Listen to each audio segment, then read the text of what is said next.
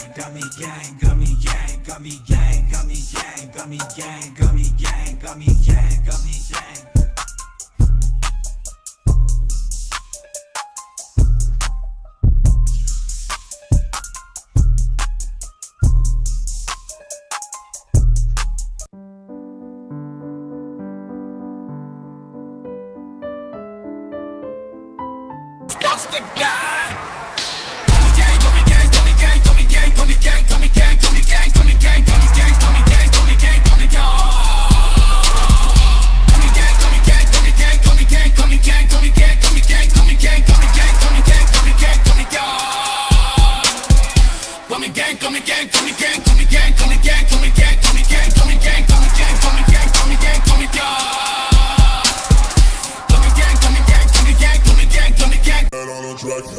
We MMA-HOLES, community be so dope. We got the best watch-alongs, the internet say so.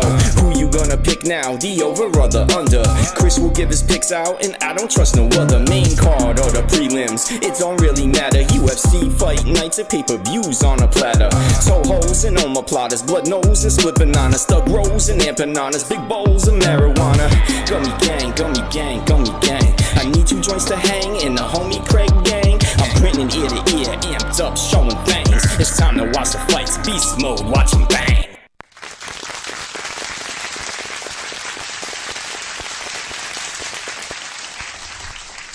Welcome to Gummy Gang. How's everyone doing in the chat tonight? Hopefully you are. Wonderful, wonderful. Wonderful, wonderful. We are here on the second channel, the most demonetized channel on YouTube. I'm very proud of that. And we're going to react to a trailer that dropped that will demonetize us again, called Roadhouse, starring Jake Gyllenhaal and the notorious Conor McGregor. It dropped today, and the internet has gone absolutely wild talking about this trailer. Some are shiting on it, and some are saying, yo, I want to see this. So we're going to watch the trailer together as a big, happy family, and we're going to break it down. We're going to talk about the pluses, the minuses. Is it worth the watch? It's on Amazon Prime, so you don't have to go to the movies, which is really weird, man, because this trailer does seem like it is a movie theater. It seems like a type of movie that you would shove popcorn in your face and go pay the abnormal ticket price, you know, drag your girl there and she's kicking and screaming if she owes you a favor. Or, you know, this is probably one of those movies you can go with your boys. Be like, let's bro out. Let's just fucking get drunk, get high, and show up at this movie. And, you know, there's nothing homosexual about this, I guess. I don't know. Yay for demonization. Yeah. But before we get into the trailer, of course, we talk about our lives. We talk about what's going on in the world of the Gummy Gang, you know? So if you're watching the replay, you may want to skip through until we get to the trailer, to the part where we get completely demonetized. If you don't know what I'm talking about here, let me show you. Gummy Gang is very good. It's very good at getting demonetized. So last stream, ineligible. So whatever the hell we showed, completely ineligible. That's going in the other direction. We have a limited one for the football stream, limited for this Brendan Schaub stream. Then we're sharing monetization for the Boogie, which is fair because we did show that whole documentary. So I'll share away on that. This one is monetized, and then this one's demonetized over here. Avatar was monetized, and surprise, the Spider-Man one was monetized. Sean Strickland, not so much. AI Music, not so much. Ineligible. There it is. Okay, you can pretty much see this one. Let's see. Hold on. Let me refresh it. I always get a kick out of this. I had it green for 1 second. Maybe are we still monetized? We're talking about being monetized, so maybe we shouldn't do that. I don't know, but it's always... Oh, not demonetized. Yeah, we got the yellow. All right, request a review. I always request a review just for the hell of it. But I don't care, man. Like, who gives it? This is our second channel. It's not like we're looking for views, you know? It's not like... I don't give a shit. So we're here. Let's see. Why only partial for the football stream? Weird. Partial monetization. Yeah, so that is... So if you see the yellow... The yellow is not suitable for all advertisers, which on our main channel we get all the time. So basically, we're only getting premium monetization, and then regular ads we're not getting shite for. So it's limited for that. But the sharing one is for Boogie. So what was nice is that person who put that documentary together is sharing the revenue with us. So it's not even taking full revenue. Copyright protected music ad revenue sharing is automatically enabled, and you do not manually add, like, I don't fucking know. Who knows? But who cares? I don't know. You know, that's weird that Avatar got monetized. Maybe we should play more Avatar. No, thank you. Moss would rather fart on razor blades, bro. Yes. Moss, can you make an AI song for Drunk Vigo? Why not? If we get to that stage in the stream and we're running out of ideas, sure. I don't know what the song would be about. What would this song be? I don't know. What's his claim to fame? Never seen it, says G-Force. Yeah, how many people saw the trailer? Did you guys? I'm assuming everyone saw it. I had a fun day today. Did some family stuff. My parents are close to maybe getting a house over here in AZ, which is kind of cool. So they're trying to do like a snowbird thingy. That'd be really neat. Then my brother would have a place to stay instead of, you know, everyone coming over and piling into our house. So that'd be pretty neat. What else? Went for a nice walk with the baby. John Anik. Good old John Anik put out a clip. We'll start off with this. Now, for those of you that are not fans of the UFC, well, you're probably not going to want to talk about this. You're just like, give me the oiled up guys and with muscles beating up people in a bar. So fast forward to that, or come back later if you're watching live. But John Anik, there's a lot that happened with the Anik family today, and I have a funny story for you. So we'll start with that. Let's go to Twitter. Let's sign in. Gummy gang, gummy gang, gummy gang. Let's put on the blue blocking glasses so I can look more sophisticated. Okay. Got my Dana White privilege shirt on, you know. Not in the store anymore. Limited edition shirt. Okay. And if you saw the Roadhouse trailer, let me know what you think in the chat. Conor McGregor. Interesting. Conor McGregor. Yeah, he is roided to the gills. I'll give you my thoughts on the trailer. Mike Goldberg greater than John Anik. Yeah, Mike Goldberg's involved in the story today. He literally had me laughing out loud. He's such a fucking cool dude. Mike Goldberg is a great human being. Like, legit. If you don't know who I'm talking about, the original voice of the Octagon. Here we go. That guy, Mike Goldberg, is like, he's fantastic. And maybe I'm biased because we know him, but he's such a fucking cool. He's probably in the industry the coolest guy we've met. Probably the coolest, considering that he can just say fuck off, you know, stop texting me. And speaking of Goldie, we're trying to get him on $2.99 to do. So it looks like if he's free, Mike Goldberg will be in studio with the MMA-HOLES once again, riding and pissing off the chat, doing the UFC 299 card, O'Malley Vera, which is a very good card. So he just has to make sure his date is clear, his schedule is clear, and then we'll drag him aboard. Goldberg is the fucking man. He is the man, and you're going to laugh. I can't tell you exactly the exchange we had because that would be wrong of me to just expose our messages.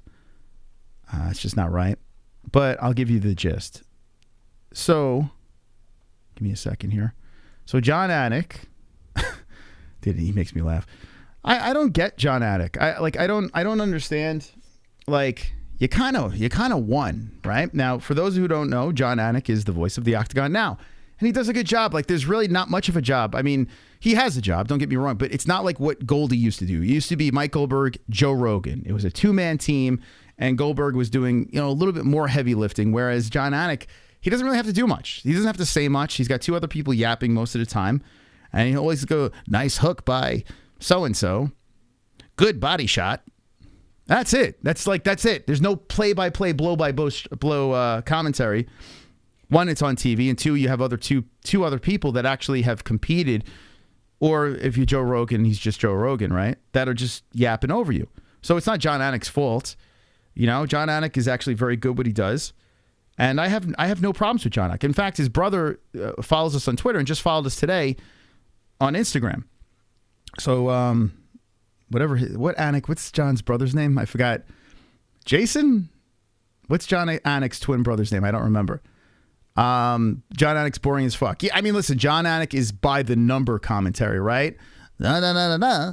Ba, ba, ba, ba, ba, ba.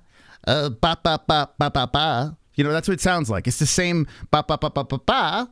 Da, da, da, da, da. That's John Anik. You know, that's basically what it is. Just insert whatever words you want. It's the same, you know, he delivers it exactly the same.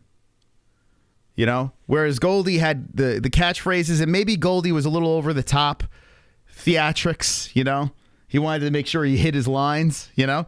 But still, it gave you chills. You know, when Mike Goldberg, I don't know. And maybe I'm biased because when I first started watching, it was Goldie, right? So it probably is that. And I know Mike, so it's just like very biased. Very, very biased. So John Key. And John Anik seems okay. He seems like an okay guy. He seems like a guy's guy, you know. But today, he has mental problems. He's admitted that he has like mental illness and he suffers from depression and stuff like that. So I don't want to completely shit on him. But this is what he said today on his podcast with Florian. Okay?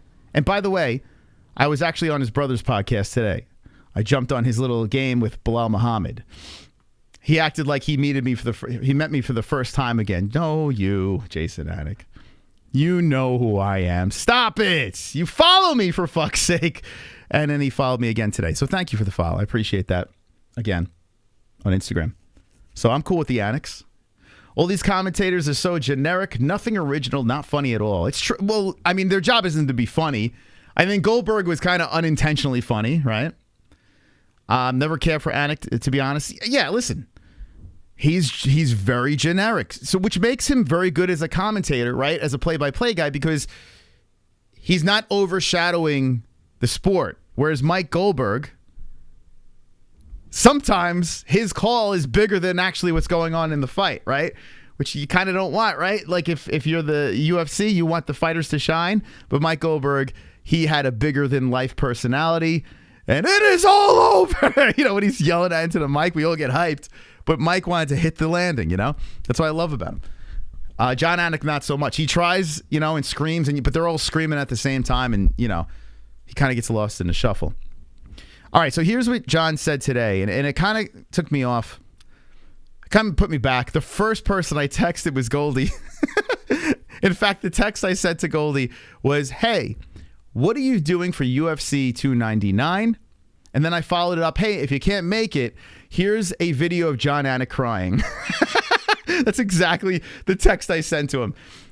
And here's the video. Because even if you and I both thought Dracus du Plessis won the fight, we try to present that information respectfully. And when I go on to X or I go to our YouTube comments, it seems like a lot of these fans are just in attack mode. And I don't know if these fans are casual fans or not, right? But I appreciate the passion, but I'm getting to a point at 45 years of age where I don't know how much time I have left in this MMA space, because if I go do pro football, like, I'm not necessarily going to be dealing with this lowest common denominator all the time. And I don't know, man. I just feel he just called the community lowest common denominator. I was like, whoa, bro. Necessarily going to be dealing with this lowest common denominator all the time. And I don't know, man. I just feel like there's a lot of malice and disrespect from the fan base, and we can disagree. Like, don't take it from me. Demetrius Johnson and Kenny Florian thought DDP won the fight. I don't know. I've just been very off put with the negativity that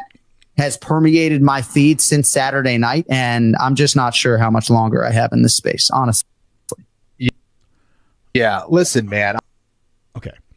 You guys want to hear that again? So first off, what I thought, has he met football fans? Exactly. Exactly. I thought the exact same thing. I said to myself, hold on a second. You need to change the video resolution. The current resolution is 33, which...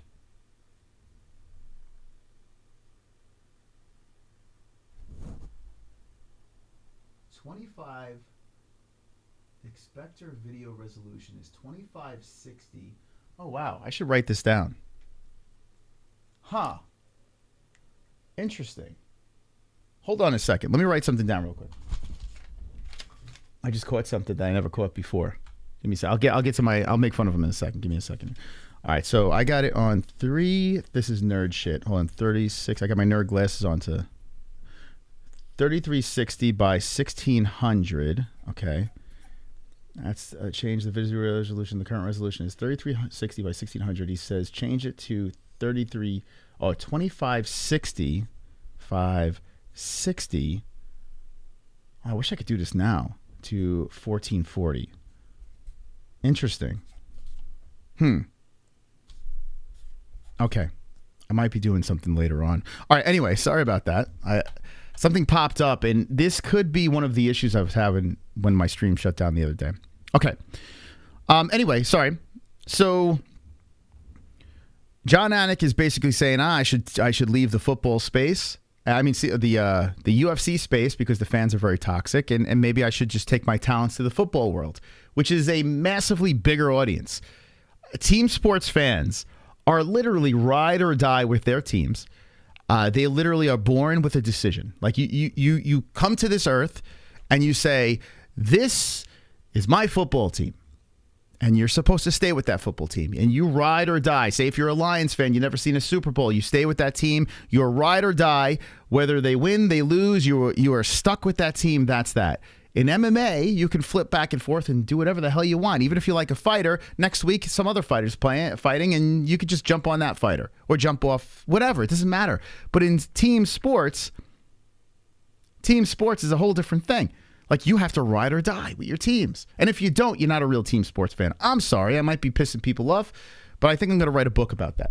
Because, you know, some people are so fair weather. They're like, 1 minute I'm a fucking Giants fan, next minute I'm a Jets fan. But they're both New York teams. Or I'm a Mets fan, I'm a Yankees fan. There's no such thing as that. And if you are that, you clearly don't have a dick between your legs. If you jump from sports team to sports team, and all of a sudden that's your team, you're a fag.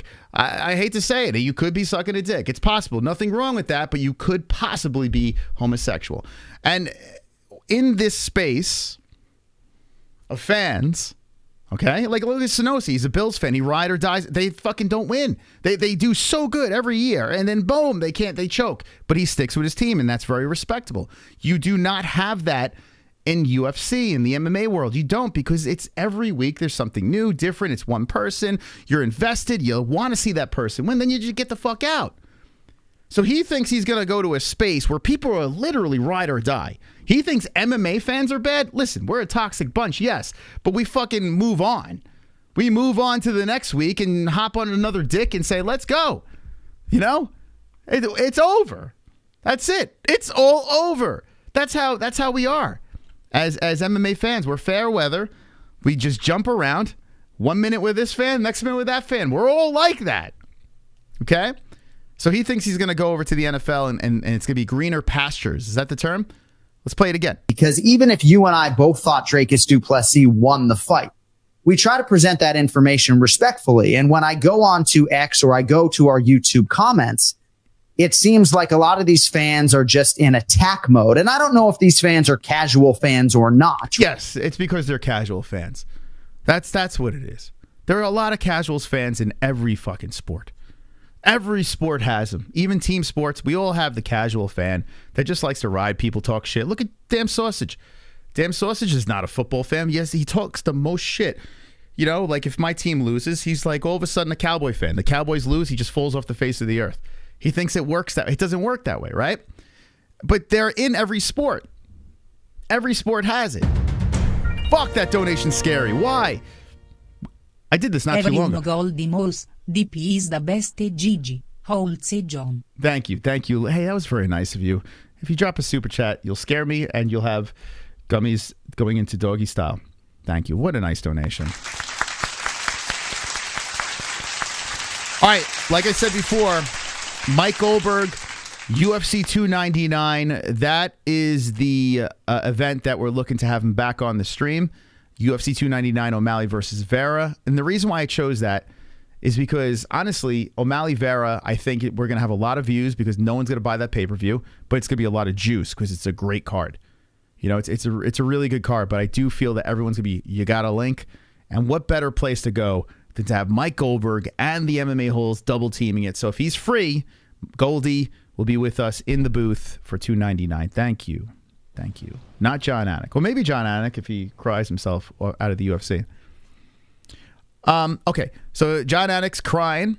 It seems like a lot of these fans are just in attack mode. And I don't know if these fans are casual fans or not, right? But I appreciate the passion, but I'm getting to a point at 45 years of age where... By the way, he's the same age as me. Actually, he's technically a year younger. I'm older than John Anik. What the fuck? Where's his hair? I don't know how much time I have left in this MMA space, because if I go do pro football, like, I'm not necessarily going to be dealing with this lowest common denominator. All right, let me know in the chat. Like, I think he's nuts, right, for saying that. He thinks he's going to go over to football and not have to deal with toxic fans. Lowest common denominator. Does anyone in the chat think that? Like, that maybe he's right? Maybe he's not going to I mean, listen, the MMA fans are toxic. Don't get me wrong. But I've seen way worse in team sports. I don't know what the fuck this guy's talking about. I have been in the building. I've been a Giant season ticket holder. I've seen heard fucked up shit. I've done fucked up shit, said fucked up shit. I've gotten into fights in the stands. In fact, I don't think I've ever seen a fight at a UFC event, which is kind of weird, right? It's a UFC event. I don't think I've seen one live. I've seen one on the regional scene. I've seen that. Actually, I've seen two on the regional scene. But in the UFC, I don't think I've ever seen one. The NHL is woke. Some say now. The highest common one is football. Football fans are rough, man. Because think about it. It's what? It's 18 weeks. And, almost every game's like a playoff game. Like, when you literally want to die when your team loses, your whole week is ruined. If a fighter loses, my whole week's not ruined. My night sucks. I lost a bet. I lost a prediction. I'm like, oh, that sucked. And then I wake up the next day fine. Like, if my Giants lose in the playoffs, my whole fucking month is done. If they lose a regular season game, a good week where I'm miserable. You know? What the fuck is this guy saying? I will, when we get Goldie back on, I promise you, I'm going to try to drag some shit talking out of him. I'm going to try. I'm going to try my best. If I could only expose the messages, you guys would be like, I am the biggest fucking Goldie fan ever. He is the man. He is the fucking man. All the time. And I don't know, man. I just feel like there's a lot of malice and disrespect from the fan base, and we can disagree. Like, don't take it from me. Demetrius Johnson and Kenny Florian thought DDP won the fight. I don't know. I've just been very off put with the negativity that has permeated my feed since Saturday night, and I'm just not sure how much longer I have in this space, honestly. Oh, I'm not sure. Now, this story, every outlet took it and ran with it. It is everywhere. Ever since he said this, everyone and their mother is talking about this. Every outlet has his story up on their website. And then his brother is actually kind of fucking cool, because his brother talks about how, these guys fight a lot. They're twins. Twins have, geez, what twins don't fight with each other? You have an identical person that looks like you, and you're scrapping to be the top dog, So I'm sure him and his brother constantly scrap and go back and forth. And he actually made a funny on his podcast and said how ridiculous this got blown out of proportion. But he says he fights with John, and, they go back and forth, and it was a little silly. And then I went on their show. Today, and I fucking dropped the ball. I should have brought this up. I had my child. I had Bilal Muhammad was there, and I had little Logan with me, and I was playing their game. I just had fun playing their game, and then I signed off. And then as I signed off, I was like, fuck. They started talking about this story, so I hopped back in the chat. I didn't have the StreamYard link anymore, which complete ball drop by me. And I went back in the chat. I was like, please drop the link again. I have something to say. Never got that link. Fucked up. I should have in the middle of the game, I should have said, hey, Jason, tell me about your brother being a fucking big crybaby. I should have done that, but I got wrapped up in their game. Anyway, I texted Goldie after I saw this morning. And like I said before, I basically said to him, do you want to come on the UFC 299 stream? Be in the co-pilot seat, run through the fights with us. And if you can't make it, well, here's John Anik crying. And he responded back with the funniest of messages. He was aware of this, and he had a zinger that went right back. And I was like, you're the fucking man. And basically, I could say this. Goldberg has taken so much heat not only from the UFC community, but from the NFL. Mike Goldberg got lit on fire from one game that he called in the NFL where he fucked up. Like Goldie, I don't know if he was drunk on drugs. I have no idea. He said he was completely sober. I still to this day don't know for sure. One day I'll get him drunk and have him, tell me the truth. And I'm gonna get to Roadhouse, don't worry. But he's like, basically, he thinks he got it bad. Goldie's been through the ringer, and he was able to prevail. He had to be kicked out, of the UFC. Just fucking crowbarred out of there. He didn't cry at all. He nutted up and left. And then here's this guy. He's got the greatest opportunity in the world. The UFC's skyrocketing, and he's crying about the fans. You know what I think? This is where I feel Jon Anik is going with this. I think he feels like he's being suppressed as a UFC commentator. It's rinse and repeat. He's traveling all over the fucking world. He barely says any words unless it's talking about a sponsor. You know what I'm saying? They prop him up like a puppet. He says this, he says that.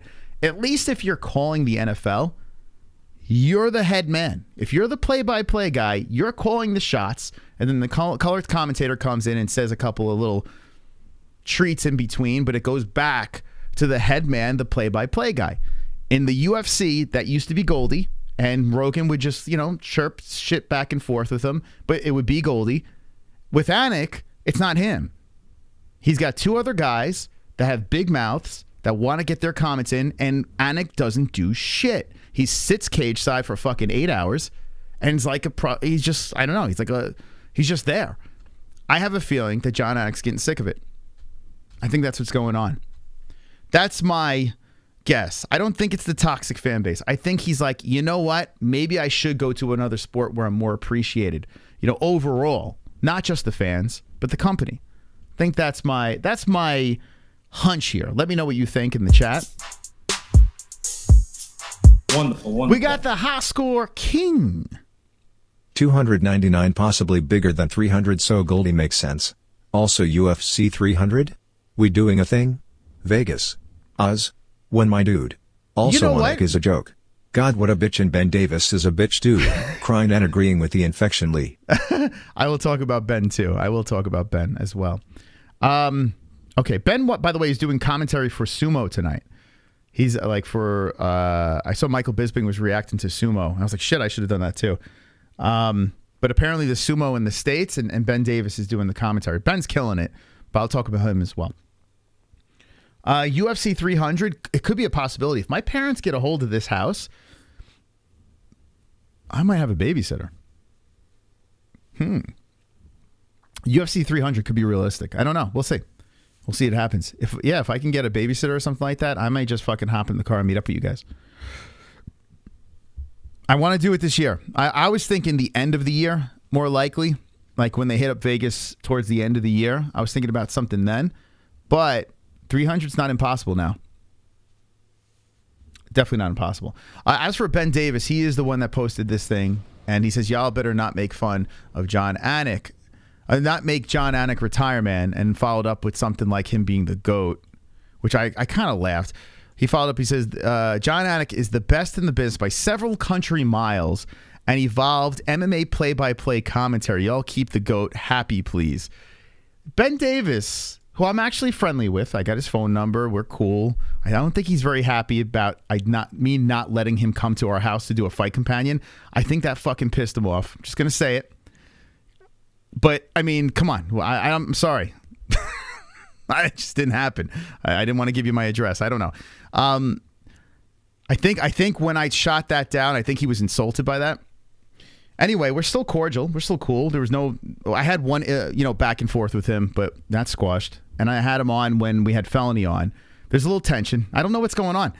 But anyway, this guy over here, literally months ago, was sucking off Mike Goldberg. He met Mike Goldberg over here in AZ and was saying, you're the GOAT, you're the greatest. I think he interviewed him after that, and he was sucking the dick, sucking the skin off the dick, saying how he's the GOAT, he's the greatest. And then, like, months later, he wants to suck off Jon Anik, and he goes over here, is the best in the business by several country miles. If I were to screenshot this and maybe I will, and send this to Goldie. I'd be like, hey, remember that guy was sucking your dick and playing with your balls at the same time? Well, here he is sucking Anik's dick. I would love to see what Goldie has to say, but I backed up Goldie because I'm a true friend. I said, I know a guy that wouldn't cry about the fans. And there he is, Mike Goldie. There he is, Goldberg. The man, the legend, the fucking legend over here. But you know what? Mike Goldberg's been kicked out of the UFC. He's been banished to BYB, and he's doing very well. He's doing CompuBox. This dude's doing great right now. But, you know, he's not in the UFC. So why kiss his ass? Why kiss his ass? He has no use for Mike Goldberg anymore. This is how the business works. You kiss all the ass, the ARIEL Helwanis, the John Aniks, whoever is at the top at the time. You suck that dick until they're not on top anymore. And then you suck the next dick and suck the next dick. And it's like, bro, I don't want to burn any bridges. But your mouth got to be sore from all the cock you suck, right? It's crazy. I understand. Listen, I was on Anik's brother's thing today and Bilal Muhammad. I had a good time, but I wasn't sucking their dick. I played a game. I went on there. I played a little game. I didn't even want to win the prize. If I won the prize, I would have said, I'm not even going to fucking take it, you know? I was just having fun. But it's weird, man. It's weird how, like, young and up-and-comers, like, I understand you don't want to burn any bridges, and I think that's a good idea, but there has to be integrity, you know? There has to be integrity. And you have to, I mean, I'd rather fail than suck so much cock to try to make it, you know? And maybe it's working for a guy like Ben, because Ben he's literally commentating everywhere. He's traveling around. He's doing broadcasts for all these different promotions. So it's working. The dick sucking is working. So go get him, Tiger. You know, go get him, Tiger. So I want to ask you guys, what did you guys think about our Frankie Edgar interview? What did you guys think about that? Did you like the answer was on the show last night? And after this, we'll get into the Roadhouse, of course. Always dropping the gems. Yeah, but what do you think? What do you think? Frankie Edgar, that was fun, man. And Jessie was joking with me a little bit. She's like, you kind of kissed his ass a little bit too much in the beginning. I was like, well, there was a plan. Okay? There was a plan. I had to be very nice in the beginning because the questions I really wanted to get to were him getting starched. You know? Were him getting knocked out. The Ortega one was the one I was really dying to talk to him about, because that one stopped the streak of him, you know, his not being knocked out streak, you know? Thank you. Thank you for the kind words. I was more interested in the actor. No, I think the actor, he really, really wanted to be there. Like, he was like, by the way, so, all right, I'm all over the place. Let me have a gummy. Let's get all over the place some more. I'll talk about the actor in a second. He's a great guy. But Frankie Edgar, I had to make sure I kind of rubbed his balls a little bit in the beginning because I knew where I wanted to go with some of these questions, and I think he handled it fantastically. And Frankie's a cool dude, man. I swung around and I said, "Hey, thanks for coming on, man." And he's just like, "Thanks, bro, anytime." Just a fucking cool dude. So I definitely will drag Frankie on again. And remember, his manager is still Ali Abdelaziz. You know, the fact that we got Frankie Edgar on is almost like getting a unicorn on the show. You know, it's a pretty big deal. Unless you know Frankie, or you're in the business and you're good friends with him or something. Like John Anik had him on, but there's not many people that are getting Frankie on. He is still with Ali. So we got him on, and I'm fucking happy, man. It took us 7 years to do it, but we got him on. And all credit goes to Lee Cole and Angel Gotti and the Mafia genre. I tell you what, rubbing elbows with the Mafia genre has been fantastic for us. So go subscribe to Lee Cole III, Angel Gotti. Great communities over there. Cheers. Let's go. Gummy. Thank you for the kind words, by the way.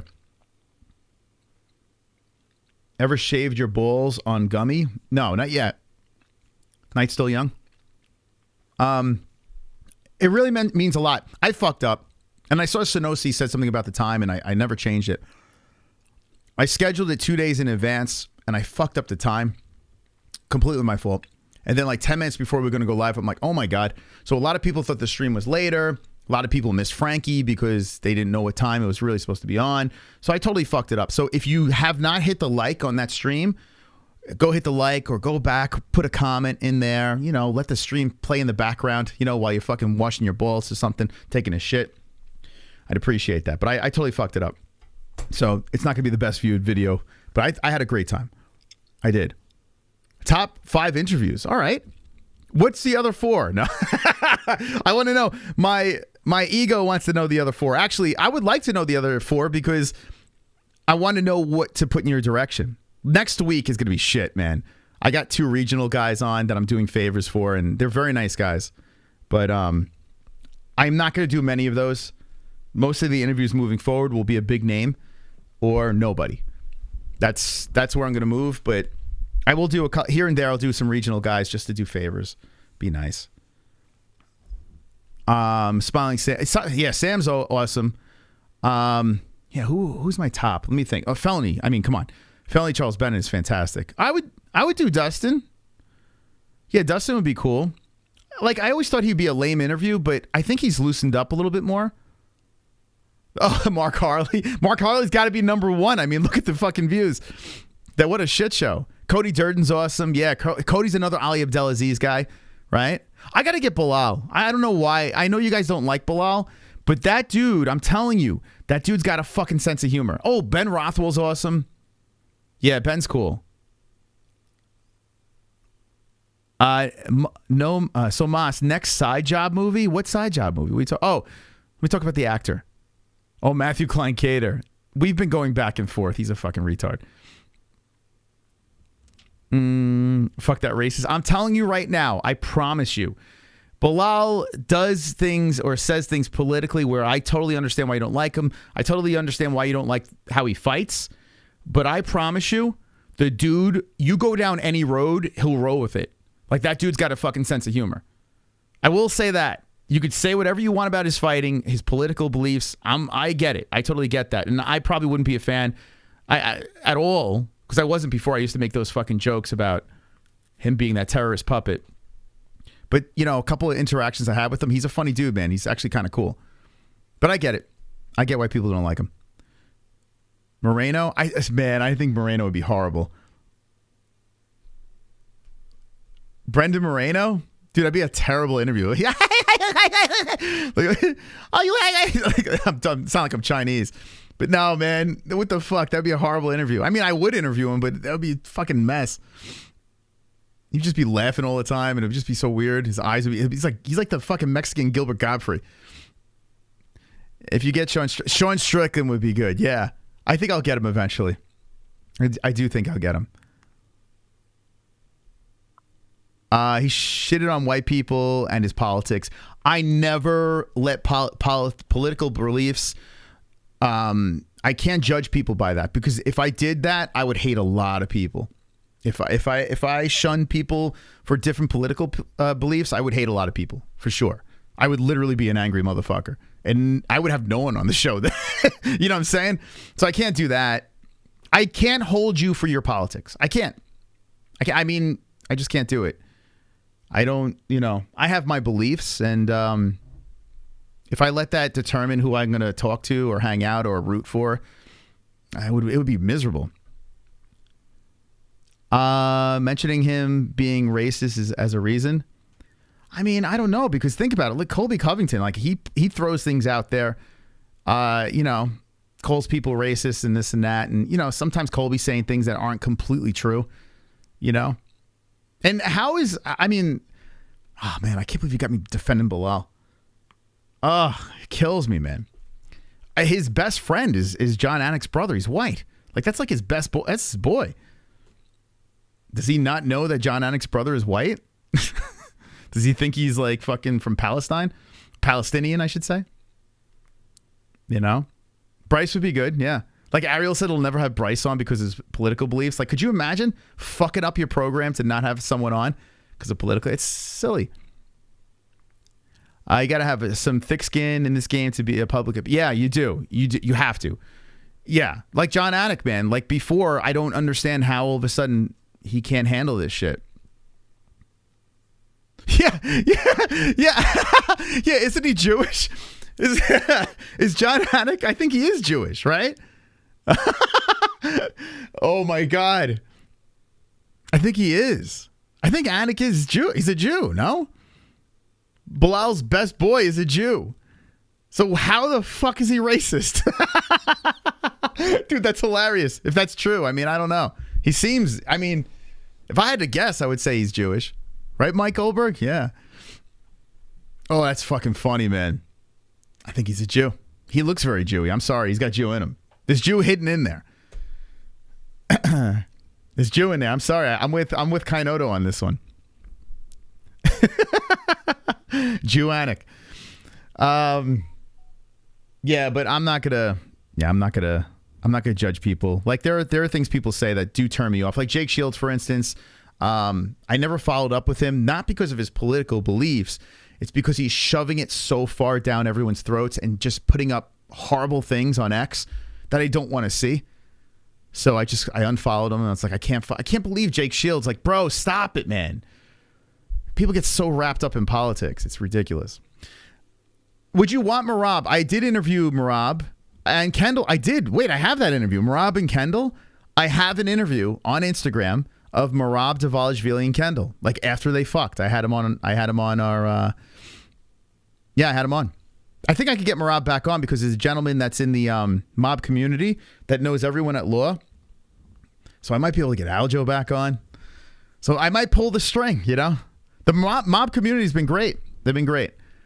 Good people. So that's why I always, if you notice, I'm always shouting them out. It's because, listen, I look at it like this. You do nice things, you get nice things in return, right? If you're a nice person, if you help others out, it's going to just come back your way, right? So always try to be as nice as possible, you know? You could be an asshole, but do favors here and there and see what happens. Just like for the gentleman I was on last night, the Bastard Sons, Mr. Kevin, we've been going back and forth, and dude, this guy is a fucking G, man. He's a stud, this dude.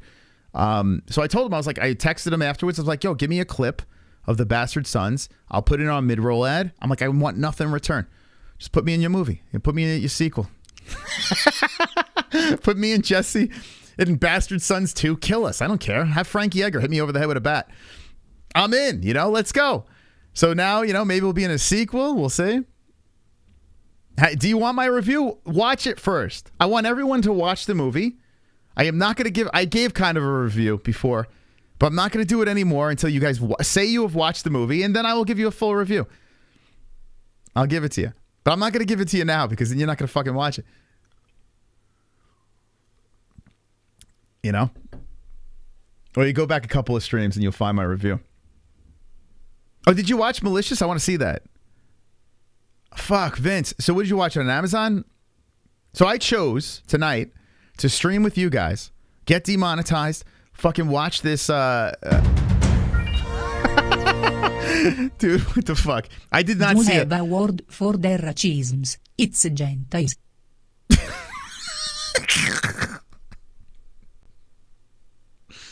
Jews have a word for their racism. It's Gentiles. There we go. Thank you, KC. Wow.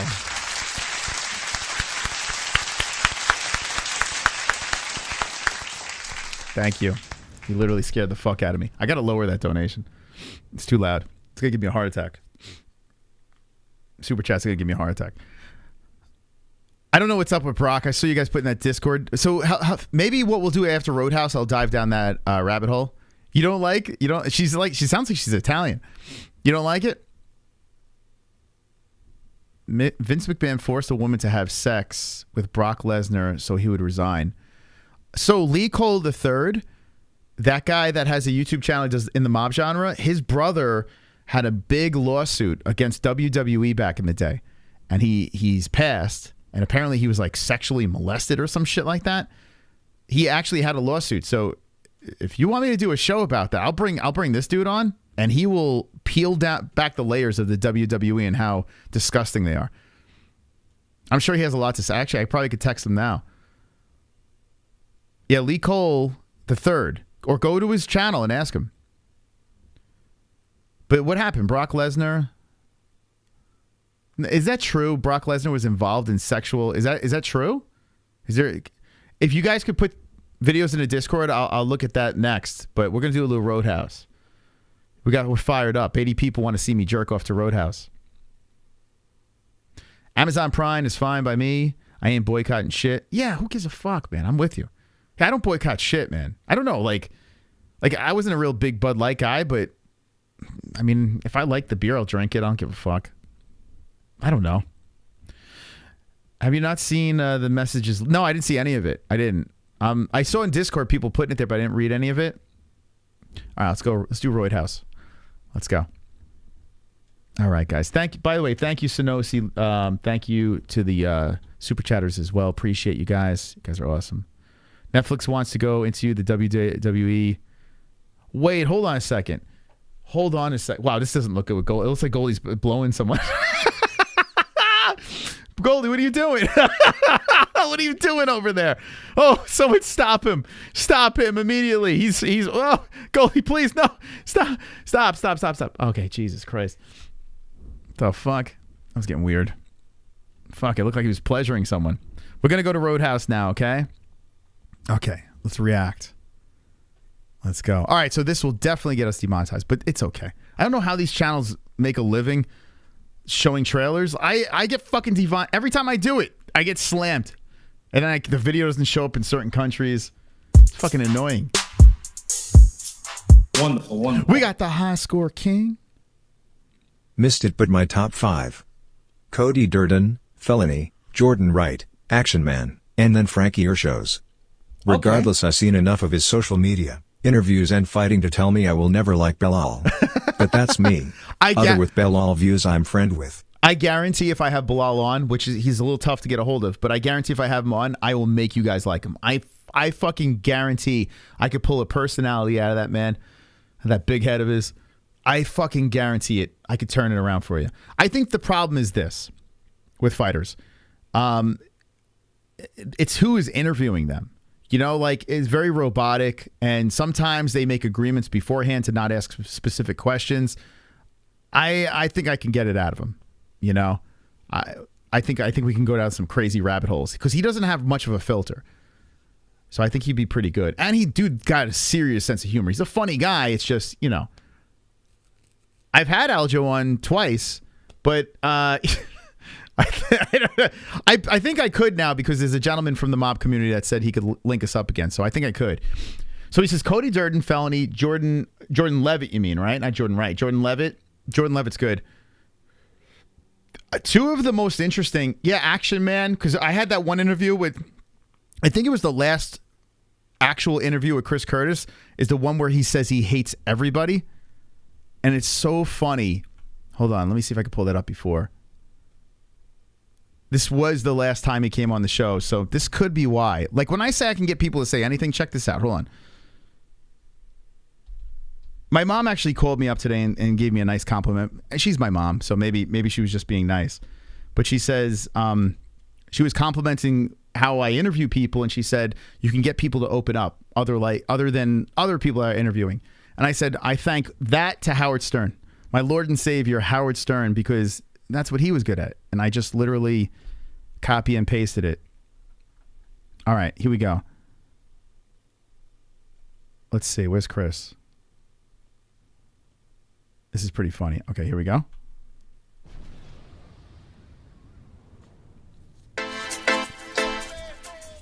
Let's see. Wow, that's loud. Wonderful. This is from Tropic Tom. If Chris dyes his hair rainbow colors, he'll get ticks and a ranking. Oh God. It's God. People doesn't understand how much I hate Sean O'Malley. I look at Sean O'Malley and I'm like, you are everything I hate about this sport.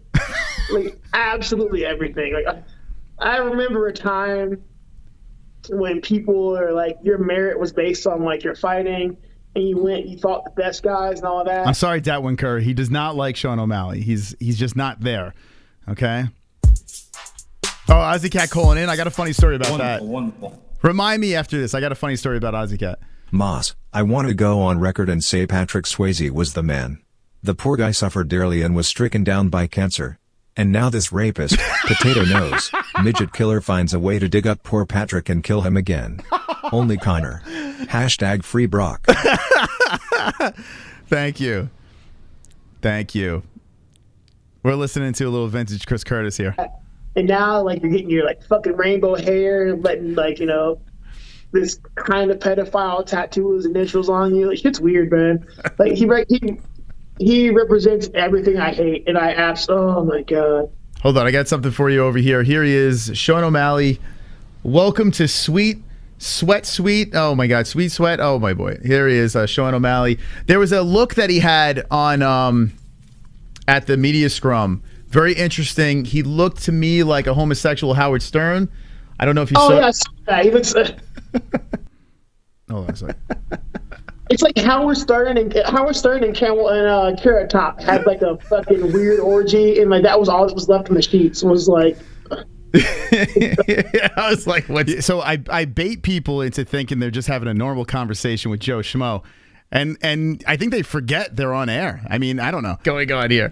Howard Stern and Carrot Top like had an orgy, and this is what was in the sheets when they took them the next day. This is fucking weird.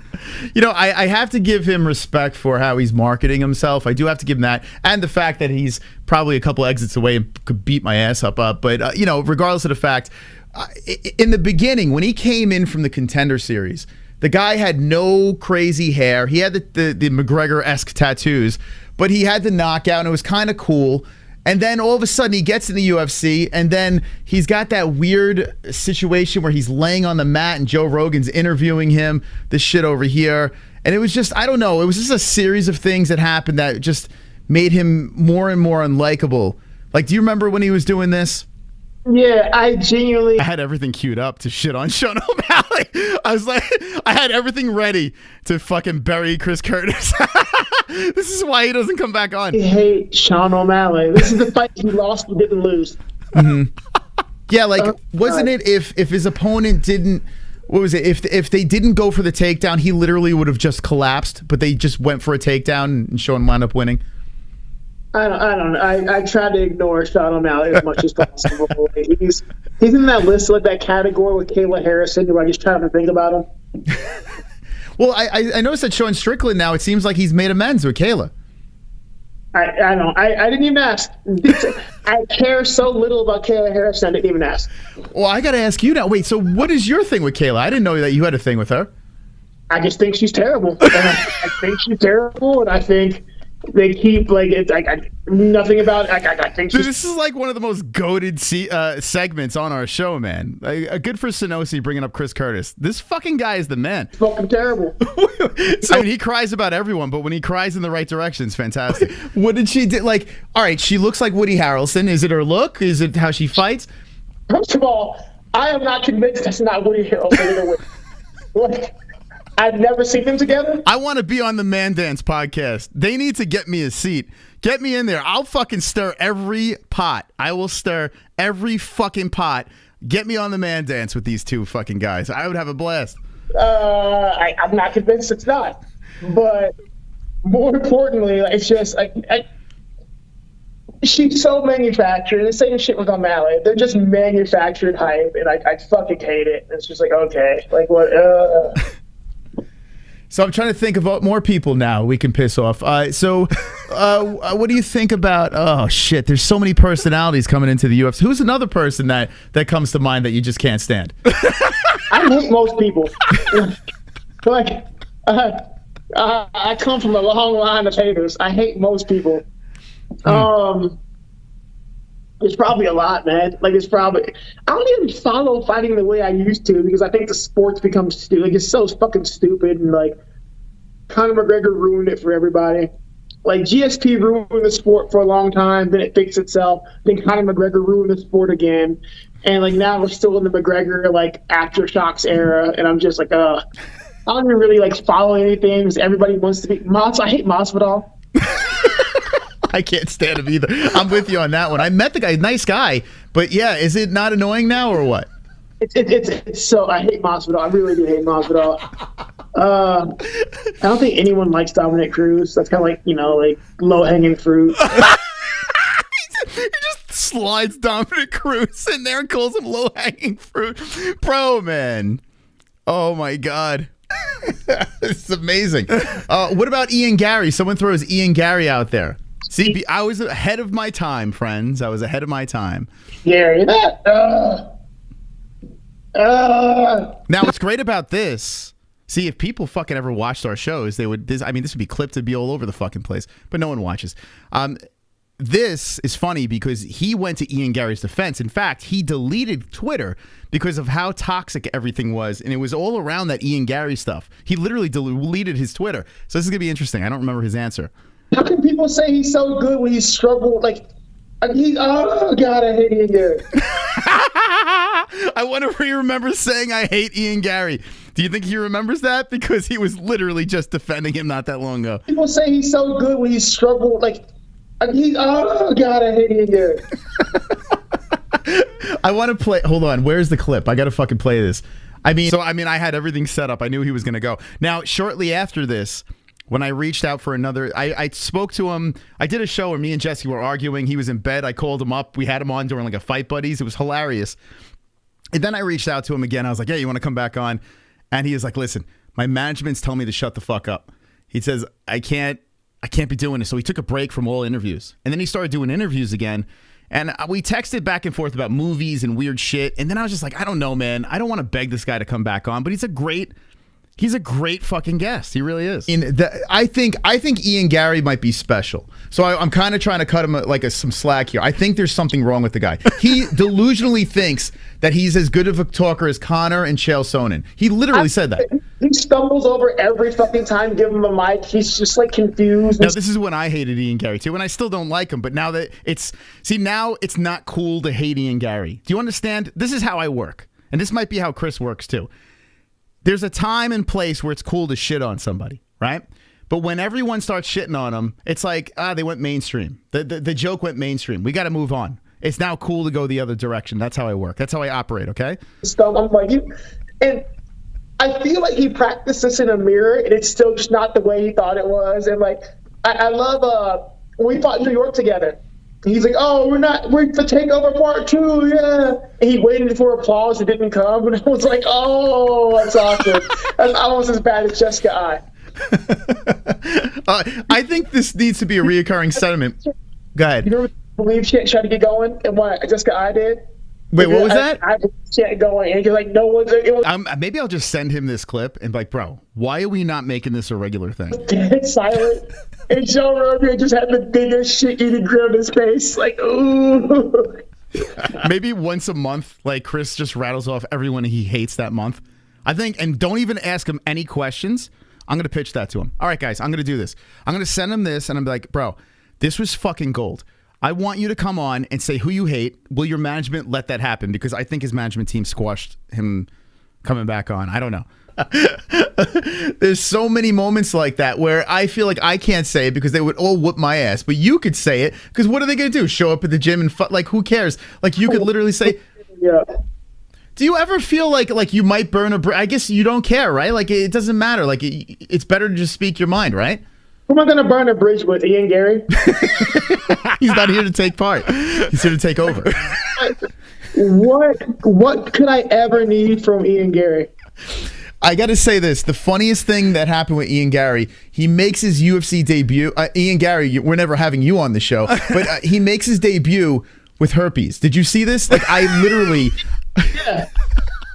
That's, it's trying to be kind of... all these other content creators get so much fucking love. It's because everyone clips their shit, throws it out there. I have fucking gold, guys. I have gold. Just dig the fuck... Mine for that shit. Put it on your channel. You take the monetization. All my videos, fair use. Take it. Make all the fucking money you want off it, because I promise you, someone's gonna catch a gem and get 1 million fucking subscribers from one of my clips. I fucking guarantee it. I'm just too lazy to dig through this shit. I got enough shit on me. McGregor, man, but like you don't got the money for it yet. You gotta go lower class of woman, and that's what happened. I feel like he should have been. Say, hold on a second. That's it's trying to be kind of McGregor, man, but like you don't got the money for it yet. You gotta go lower class of woman, and that's what happened.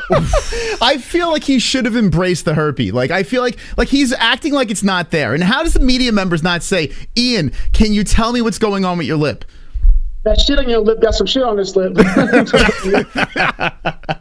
There goes Ian Gary as a guest. Oh well, what are you gonna do? Have you heard him speak? Like, it's fine. Like it's like he may be retarded. I think he is. I think he is. Wow, I've been trying to think. Someone threw TJ Dillashaw out there. What do you think about TJ? I don't think about TJ Dillashaw. Like, you know, I think he's good. I think he's a cheater, but he's good. So, like, hats off to him for doing it that long without getting caught. Like, shit. You know. Yeah, I mean, he's still a savage, right? I mean, let's see if it says 4K. I mean, at the end of the day, it's not 4K. Yeah, he's just a less juiced up savage, but he's still a beast. Like fuck it. Who do you think would win? I mean, I guess Aljo and TJ are going to go at it. So who would you think would win that fight? Let's see. I don't know. I have to say Aljo because he's technically a teammate, but like TJ is one of my favorite fighters. I just want him style wise. Hey, spoiler alert! TJ's going to be hurt. How that matches up? It's interesting. Like I really don't know. I think after this interview tonight, I think you're going to be ranked. I feel like you're going to get a bonus in every fight. I mean, this is fantastic. I wish I was ranked, but no, the rankings came out yesterday and they fucked. You got ranked and then he left us. It's just the same story. Chris was crying about Cruz comments. Hold on. Fight looks like sparring. Oh, is that what Cruz said about him? So yeah, Cruz definitely said something from it. He had to have, right? I mean, again, so this is #1 bullshit. I got a couple of other things in here, and I do want to ask you about the fights this weekend. I'm going to try to wrap this up as quick as possible. Super chat. We got Matt W coming in. Shout out Philly. What you think of Sean Brady, Curtis?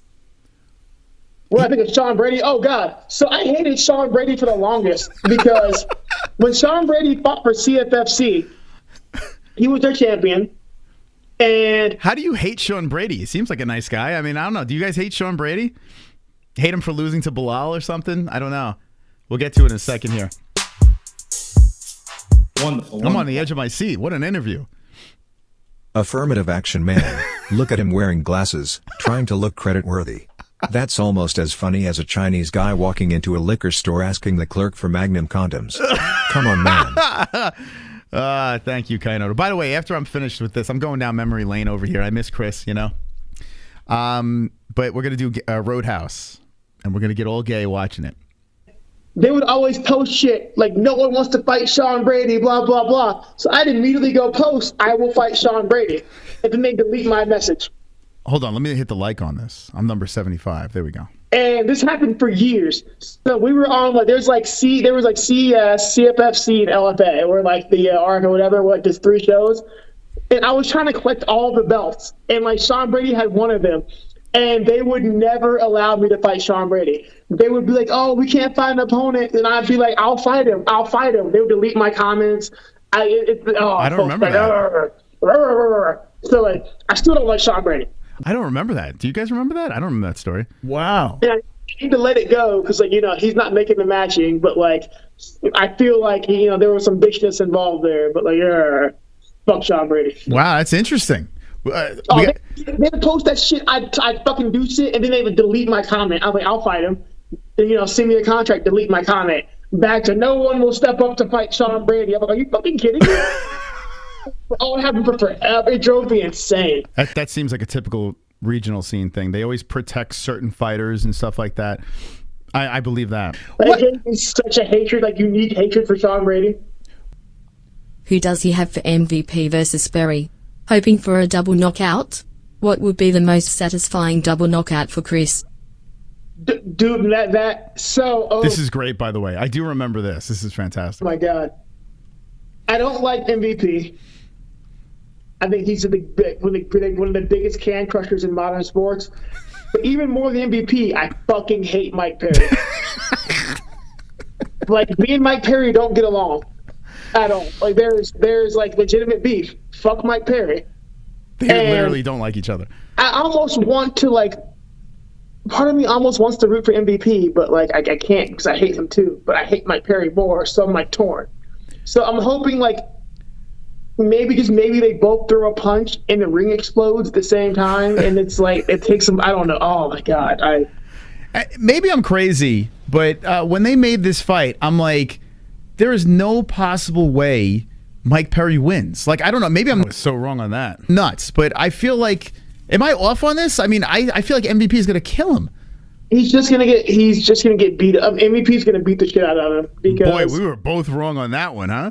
He handpicks fights, and like I fucking hate Mike Perry. But I get a headache every time I think about Mike Perry. He's just such a bitch. Why don't you do fight reactions? I mean, you would be hilarious. Just I don't know if he tells the story here, but there was him and Mike Perry were going back and forth in the DMs. And the exchanges are so fucking funny. There's like a group of fighters, like Sean Strickland's involved. We're all talking shit, and him and Mike Perry apparently just like really go at it with each other. Like they just ignore everyone else and they just lash into each other. I don't know if it was here or if he told me in a DM. I can't fucking remember. Just ripping apart, like just bare knuckles on, and you're just like, fuck this guy. Like that people would tune into that. Hey, Sinosi, how you doing? Thank you for the deuce. Chris Curtis might actually like a bitch now, but this is why he in my top 5 interviews. Also next, Gummy Gang. Look up these interviews. Got some gold you need to reclip and put on Twitter/Instagram. I know. I got a clip guy right now, but you know, he's young and he's young. I think he's too lazy to go through or sift through all this. Man, if like Michael Anzalone was still around, that dude's channel would probably be massive by now because he would find all these things and put it on his channel. He was great at that. Rest in peace, Mikey Ans. No, thank you, Sonosi. Appreciate you, man. By the way, those donations coming very in handy. I appreciate that because, like, I am buying a little bit of a new mixer I'm gonna have a 2-mixer setup and try to really clean up the audio. I want to fix a couple of things around here, so I appreciate you, Sonosi. Everyone, thank you. He's like, no, I'm disinterested, but like I wish I had time to explain the depths of my hatred for Mike Perry. Has he ever done anything wrong to you, or you just despise him? Just yes, he's a bit. Oh my god, fuck Mike Perry. I don't know what started this beef. Oh, here we go. Initially, but I know it got to the point to where like he was fighting in Nashville, and he talked some shit to me, and I was like, bro, I will come to Nashville. You ain't gonna do shit. So I got tickets and I went to the fight in Nashville, front row. And he called security on me like a bitch. He talked all this shit. He saw me in the front row. And we tried to get Mike Perry on the show. He said he wanted $40,000.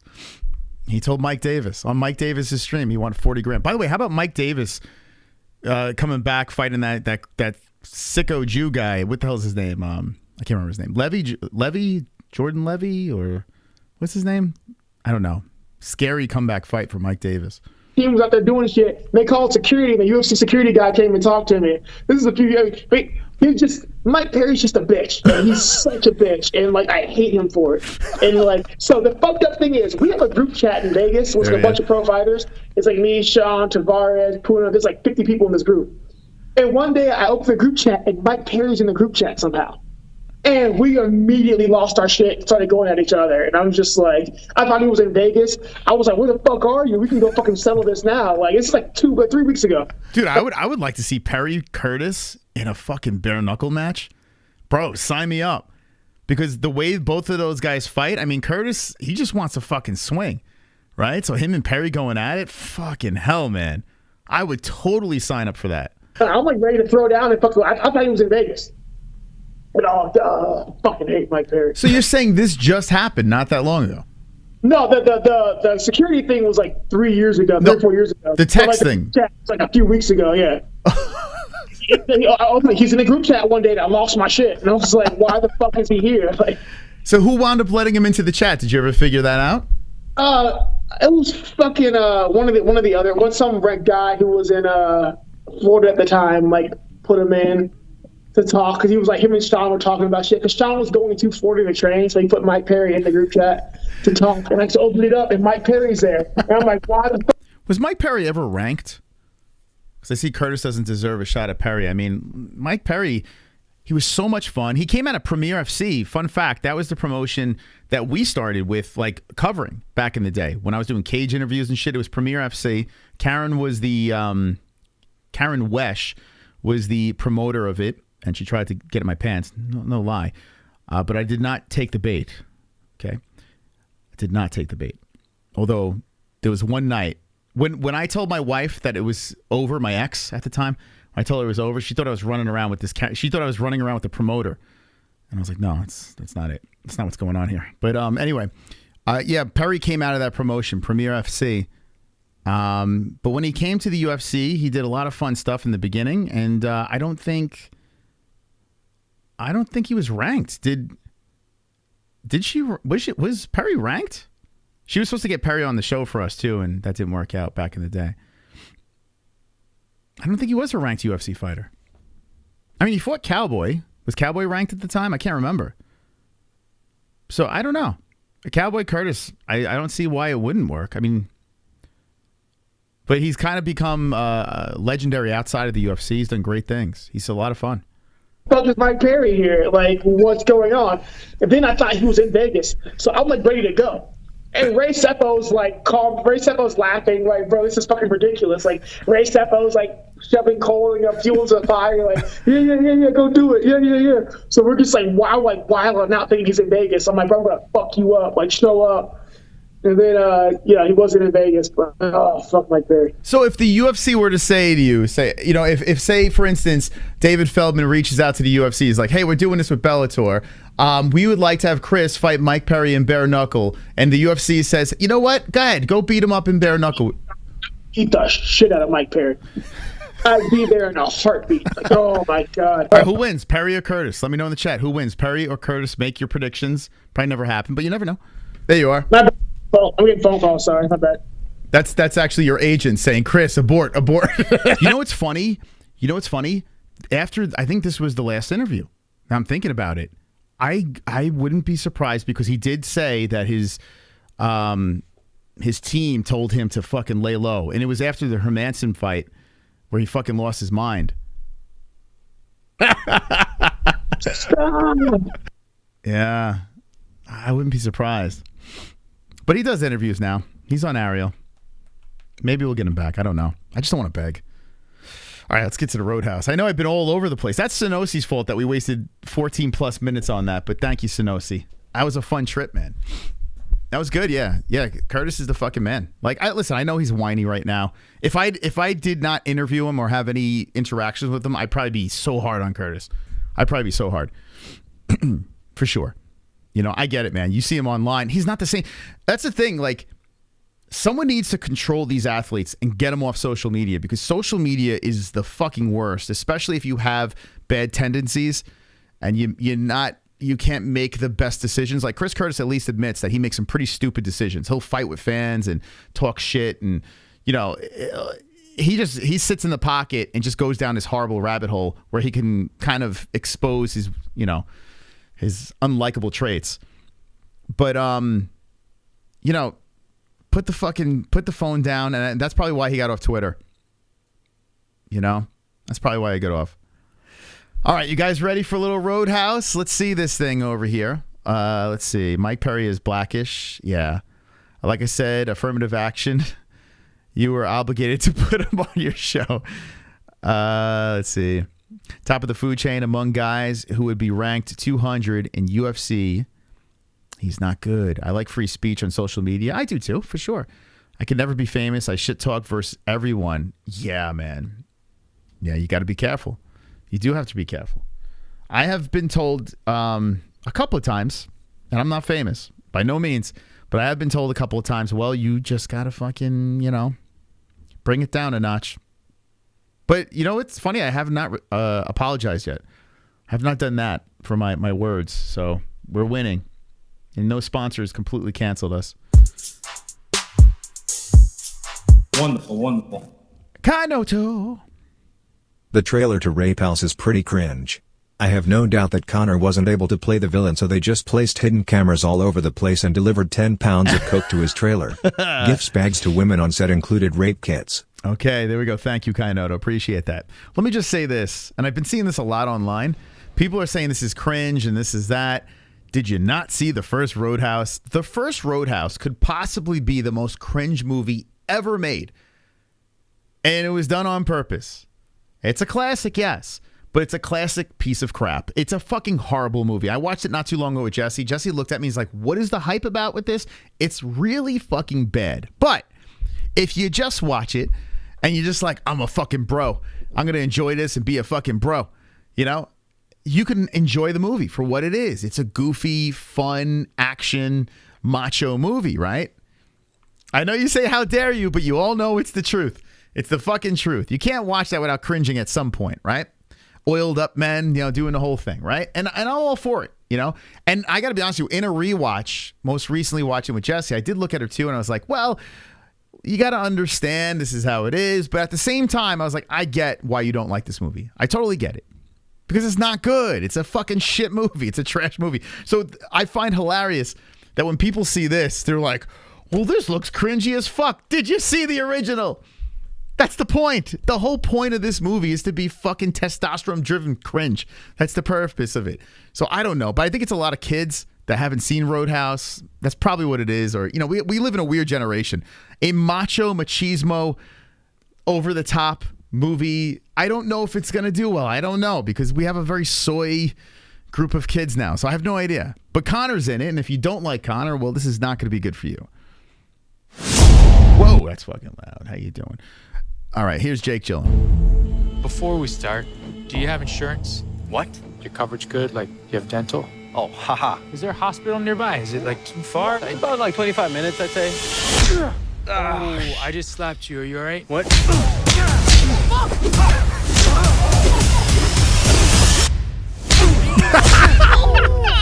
So when I first saw that, sequence, I was like, yep. They are showing you right from the beginning. Do not fucking take this serious. This is Roadhouse, baby. This is what you're going to get. Very smart placement of that scene. They put it right in the beginning. The fucking fake slap and come in. It's so fucking ridiculous. I'm like, as soon as I saw it, I was like, let's go. I am fucking in. Where do I watch this thing? Take my money. So you like to fight. You ever win? No one ever wins a fight.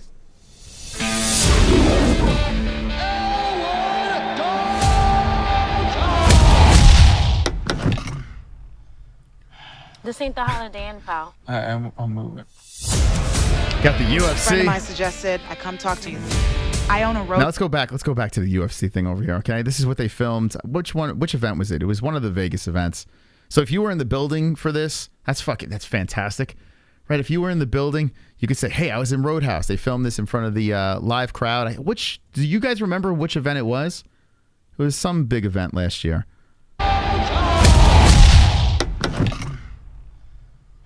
This ain't the Holiday Inn, pal. I'm moving. A friend of mine suggested I come talk to you. I own a roadhouse out in the Florida Keys. Like the music, the over-the-top dramatic dun, dun, dun, dun, dun. And you know, like this fucking thing is a shit show. It's a complete shit show. Lately, it's been attracting the wrong clientele.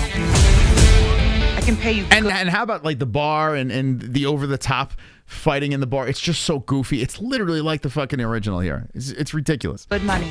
Judging by your car, you need that shit. Well, I like my car. Think about it. I know who you are. Bro, it feels like Roadhouse. I feel like I'm fucking in a time machine. I feel like I'm in a goddamn time machine. It's like we need a fucking movie like this. With all the woke nonsense and the fucking demasculating men, you have serious problems. Serious problems if you're going to condemn this movie. Every movie's making the man look like the pussy, and this movie's bringing the fucking dropping the balls again. This is for the boys here. It's fucking for the boys. We should stick together on this one. Even if you don't like Gyllenhaal, if you don't like Conor McGregor, let's band together on this one. Okay? Let's be part of the fellas here. Just enjoy it. Just enjoy the fucking ride. It's gonna suck. Yes. The movie will suck. But we're gonna see some action. There's gonna be oiled up men beating the fuck out of each other. There's no women telling you, hey, you can't be doing this. I'm gonna fucking beat this person up. No, men. Dalton, big fan, man. It's gonna be about fucking Mr. Dalton over here on the scales. That guy's got a knife under his shirt. You just take a big step back and pop me in the face. You can do it. Like, look at this. Tell me about this bouncing. That's all nice and shit. Ultimate testosterone. Oh shit! What happened here? Come on, man. Stop fucking around. I'm busy. This guy's shaving. Okay. Shit, like he's Mr. Rogers or something, but then he beats the living shit out of you. Now, what do you think about the angle that they're going to Gyllenhaal here? So basically, He seems like a nice guy, but don't get this nice guy angry. Hold on a second. I'm not slamming anything. What is she talking about? She says I'm slamming shit. Maybe I am slamming shit. I don't know. This guy, like, so what do you guys think about that angle on the lead character with him being the nice guy, but if you fuck with him, he's gonna beat you up? Like, it's such a ridiculous, cheesy thing. I don't hate it. Really interesting guy overall. Okay, here we go. Some fucking montages of him. Look at it. Look, he's doing pull-ups off the fucking boat. The boat's named The Boat. Then we cut to him fucking shredded on the hood of the boat. It's a gay man's dream right here. This is a fucking gay man's dream. This is male shit right now. We should fucking get together and just drop F-bombs, eat fucking hamburgers, slam beers down, smash them off each other's heads, punch each other in the face. Come on. Brand wants to take the Roadhouse away from me. But you hear the music? It's getting dark now. It's getting you guys, Roadhouse needs to hire me, man. I'll sell a gazillion Amazon Prime memberships. Really interesting guy overall. See, hear the dramatic music? It could only mean one thing.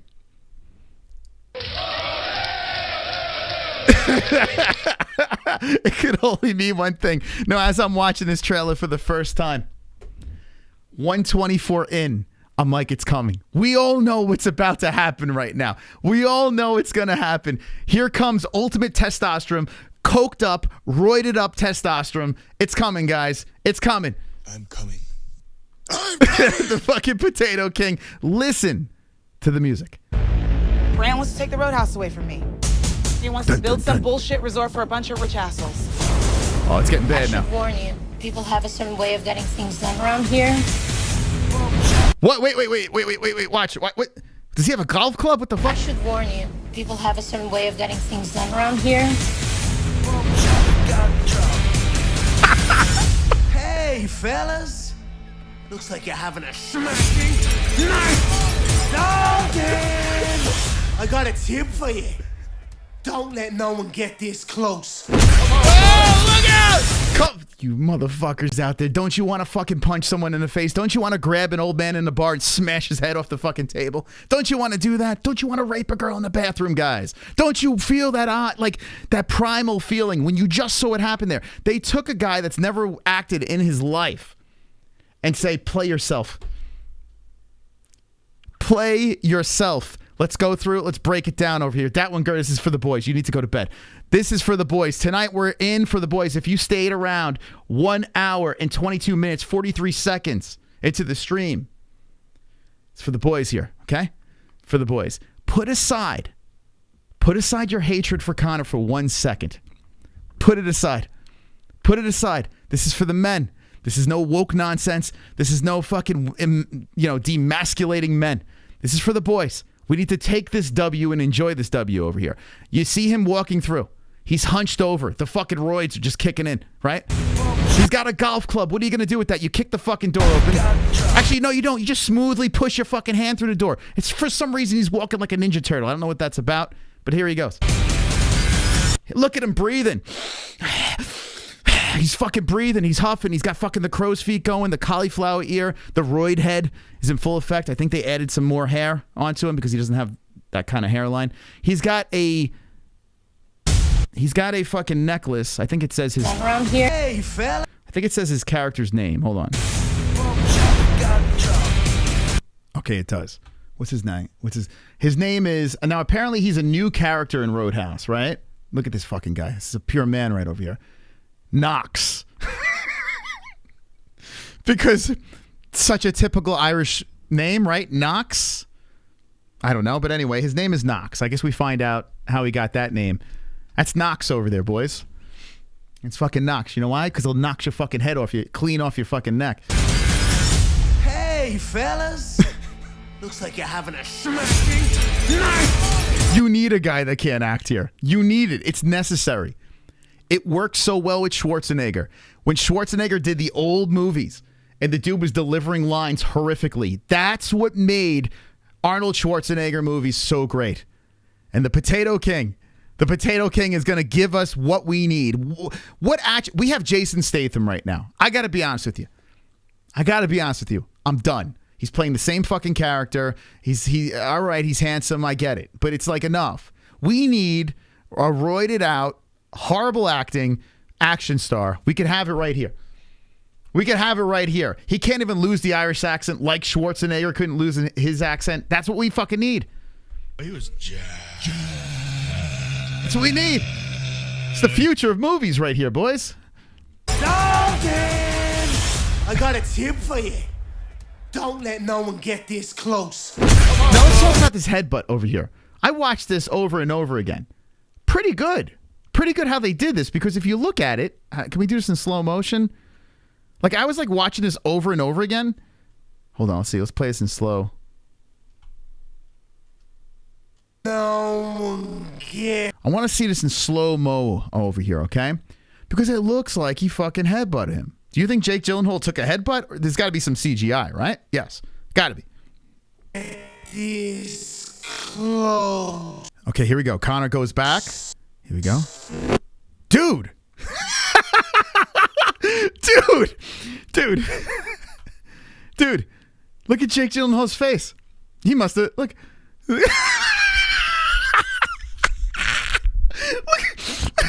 at his face. That's what I'm talking about. That is what I'm talking about. Not only did he headbutt him, but he concaved the man's face. Have you ever seen a headbutt so powerful? Have you? Bro. This is not WWE. He cracked the watermelon open, man. He fucking cracked it open. It's fantastic. We're going to play it again over here. Hold on. We got slow motion going. We're going to do it close up. Now, if we get demonetized, boys and girls, okay, just hit the like button. Drop a donation if you feel like it. It's up to you guys. But we're having a fantastic night. Wait, hold on.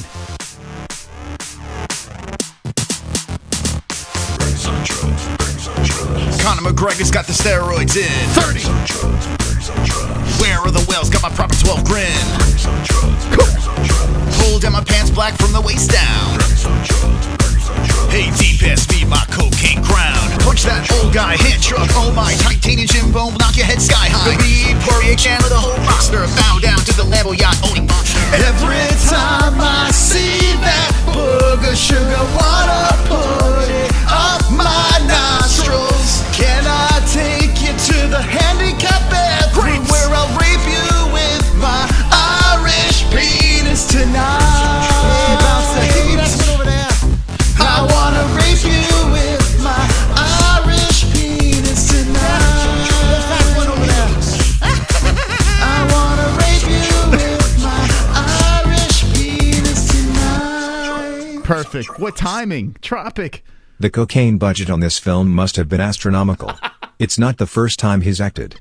He was in some Burger King commercials a while back and the filming caused a cocaine shortage in Miami. It was tragic. Imagine like was it the catering table where they had the spread, the cheese, the crackers, whatever, the meats, cocaine. I'm not doing this movie unless I got the cocaine on the table. Thank you so much, Tropic Tom. Wow, what a donation. Like I said, we're getting demonetized, so you guys are keeping the lights on. Thank you. That was very generous. Look at that. Perfect. Okay. You may think this is a Conor McGregor suck-off session. And you have a right to think that, right? Because I'm saying nice things, but I'm not saying it about Conor here. Well, maybe a little bit. I'm saying it about this movie. Please, if you're a man, just embrace the movie for what it is. It's going to be really bad. Did you like Pain and Gain? Let me know in the chat. Raise your hand if you like the movie Pain and Gain. A Michael Bay movie. It had The Rock. It had Mark Wahlberg. And it had the black guy that looks like Will Smith. I don't know the guy's name, but anyway. The movie was so fucking bad, it was good. In fact, I think it was great. Pain and Gain is probably, if you ask me top movies, like Wolf of Wall Street's up there, American Psycho, Pain and Gain is probably in top 5. It's such a good fucking movie. What? It sucked. No way. No fucking way. It was based on a true story, and then every time something crazy would happen, they said they kept reminding you in this movie, by the way, this is based on a true story. So good, man. So fucking good. Over the top craziness. All right, we got some people on board. Okay, holy cow! I can't believe I don't know how. I don't know. You're the first, Pale. You're the first guy I've ever known that doesn't like Pain and Gain. It's a very amusing, entertaining movie. Is it an Academy Award-winning movie? No, but gosh, it's so fucking funny, man. In a horrible way. In a horrible way. These poor people that died, they capitalized on. But great movie. Such a good movie. So I ask you in the chat, you've probably seen the original Roadhouse, which is not a good movie. And I'm not trying to shit on you. With that being said, I enjoy it. It's just not good, right? There are not good movies that I enjoy. I am hoping and praying that this is another one of those because we need a testosterone-driven movie. We need it. It's going to go on Amazon. Maybe we'll do you guys want to do a watch party? I don't know. How will we do that? Where we all just started at the same time? But it's going to suck because people are going to come in late and be like, where are you in the movie, you know? Do you guys want to watch it together? How would we do that? We did it. I did it with the McGregor documentary. I did that. Discord, I guess, you know what? We could do a private stream, yeah. Huh. How many people would want to do that? A private stream where we just fucking show it. I guess we could do it on Discord. Just show the fucking movie, and I don't want to. We shouldn't say this online. I don't know. Jump in our Discord. We'll talk. You've done that? I don't know. We got a lot of people in Discord, so I'm a little worried. Like, do they monitor that shit? How does that work? I don't want to get our Discord shut down. Like, if there's some sort of like sensor that goes off. Can I stream on Discord? I mean, I probably could pull it off. I could use the same software, do a Gummy Gang on Discord. That would be kind of cool. All right, hop in Discord. How do we have 94 people here? You're not supposed to know about Gummy Gang. What's going on? Why are you new in the chat? Let us know. Actually, I got subscriber only off. Maybe that's it. But maybe it's the McGregor. All right, we're gonna break this down. Do it on Clash. I mean, I probably could. I stopped on Clash. If they re-up with us, I'll let you guys know. But I still have their... Yeah, we pumped the brakes on that. But go follow us on Clash. Maybe they'll give us a lot of money to come back. Never Back Down was so bad, it's insulting to MMA fans. The second and third were pretty good. Man, I don't know if I saw... I don't think I saw those. Gummy Gang's great in the... I wish Gummy Gang paid more than the MMA-HOLES, and I would just dump the MMA-HOLES. I would just fucking leave and do it, because this is so much easier to do, you know? And get Jesse drunk and just fucking do streams like this. Like I would do that every night. Well, so Rumble stopped mirroring content. So I think I might just fucking completely bail on Rumble altogether. They stopped the whole mirroring thing. And I have a feeling if you do show copyrighted stuff, I think you will get pulled down. Because they're a pretty big platform now. So I would probably have to do it. You don't drink anymore. I didn't even know Jesse was still up. Come on air. Jump off. Jesse, what do you think about this movie so far? And let's go through this headbutt again. We're going to break this thing down. The Gummy could have, could not kicked in. Discourse. Dude, that's fucking good CGI. That's fucking good the way they blended that together. You got to admit, that's pretty good, dude. I got this on.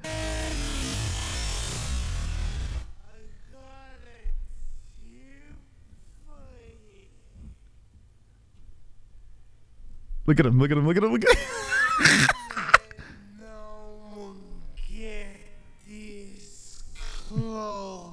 Okay, here we go. He goes back. Jake Gyllenhaal doesn't even flinch. Look how badass Jake Gyllenhaal is. He comes in. Look at his face. His face is not even there anymore. Dude, that's amazing. Oh, it's amazing. It's so good. This is going to be my new favorite movie. Now, I have a theory, by the way. I have a fucking theory about Conor's character. I could be wrong. I could be right. So if you don't want shit spoiled, tune out of my stream, because I have a nasty habit. This is why I don't think you want to watch a movie with me. I predict outcomes, twists. I figure out the ending way before it's supposed to happen. I'm the worst person to watch a movie with. Now, Roadhouse will be fine, because it's just a fucking machismo movie, right? But Jesse hates me for this, because I just tell her the ending.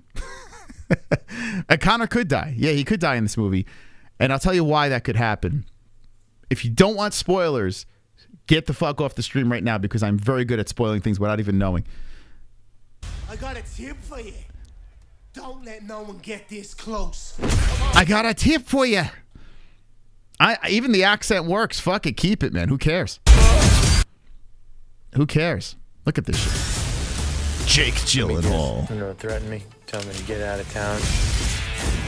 I get the impression that he can't. And by the way, Jake Gyllenhaal has not been in many bad movies. Usually, if Jake Gyllenhaal is in a movie, I give it a shot. Although he was a terrible Mysterio. That was ridiculous. But Nightcrawler, another fantastic movie starring Jake Gyllenhaal as a ambulance chaser. Very good flick. I would highly recommend. He actually, the character he mimicked Christian Bale in American Psycho. You can tell he stole that and put it in this movie. Such a good movie.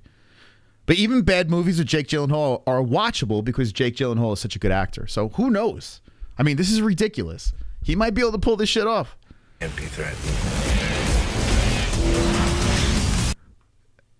He's graping someone right now. He's not on a Segway, but he's in his fast car. Once Knox is on the job, it's over, baby. Bro, this has got to be driving McGregor haters like nuts.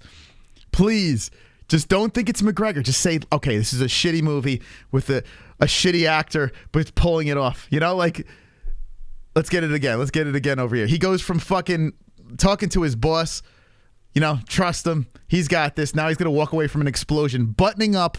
Watch. Here it comes. Once Knox is on the job, it's over, baby. He's walking off. Now, look what's happening here. Hold on. He's walking off. He's buttoning up. Hold on. Let's see if I can pause it on the spot. He's buttoning up his blazer. But here's the weird part about this. Okay. There he is with his blazer. He don't have fucking pants on. Is he fucking naked? Like, what's happening here? Is he in a thong? Like, how short? What kind of bathing suit is he wearing? Probably not nothing. And where's his cock? Does he have a vagina? Like, what's happening here?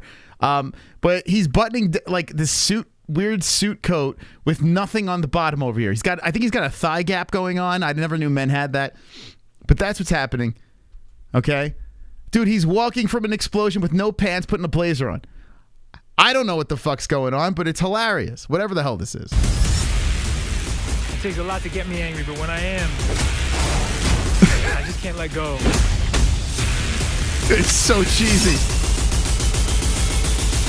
There's fucking boat collisions. There's fucking greased up men rolling around on the fucking ground, beating each other up all dirty. Fake tattoos. People seem a little aggressive around here.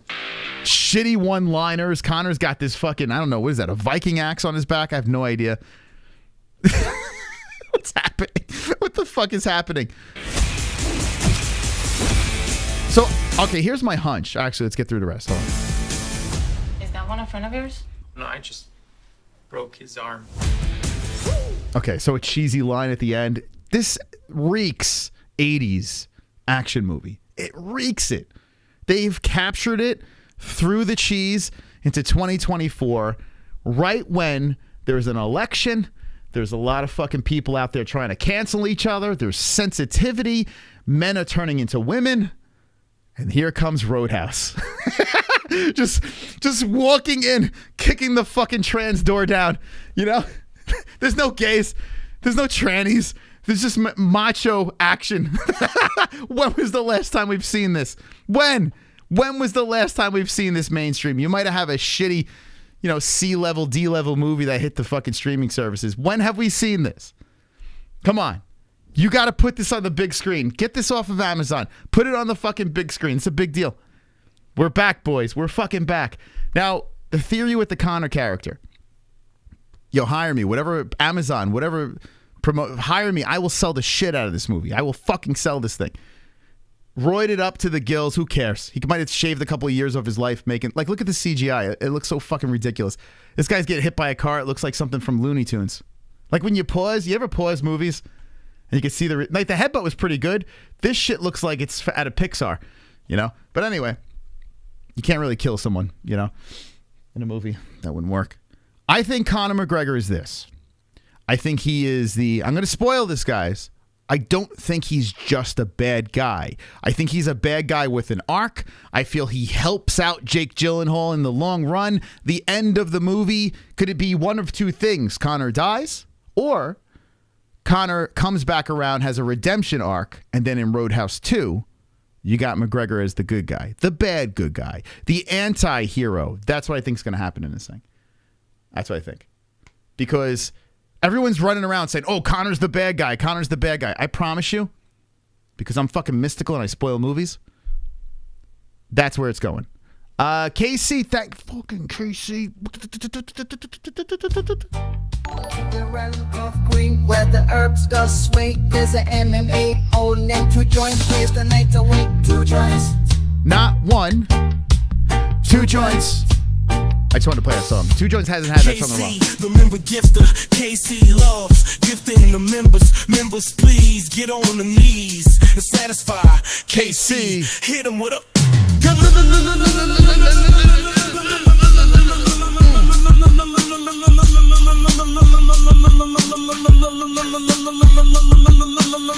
KC likes the way that feels. See, that was a medley.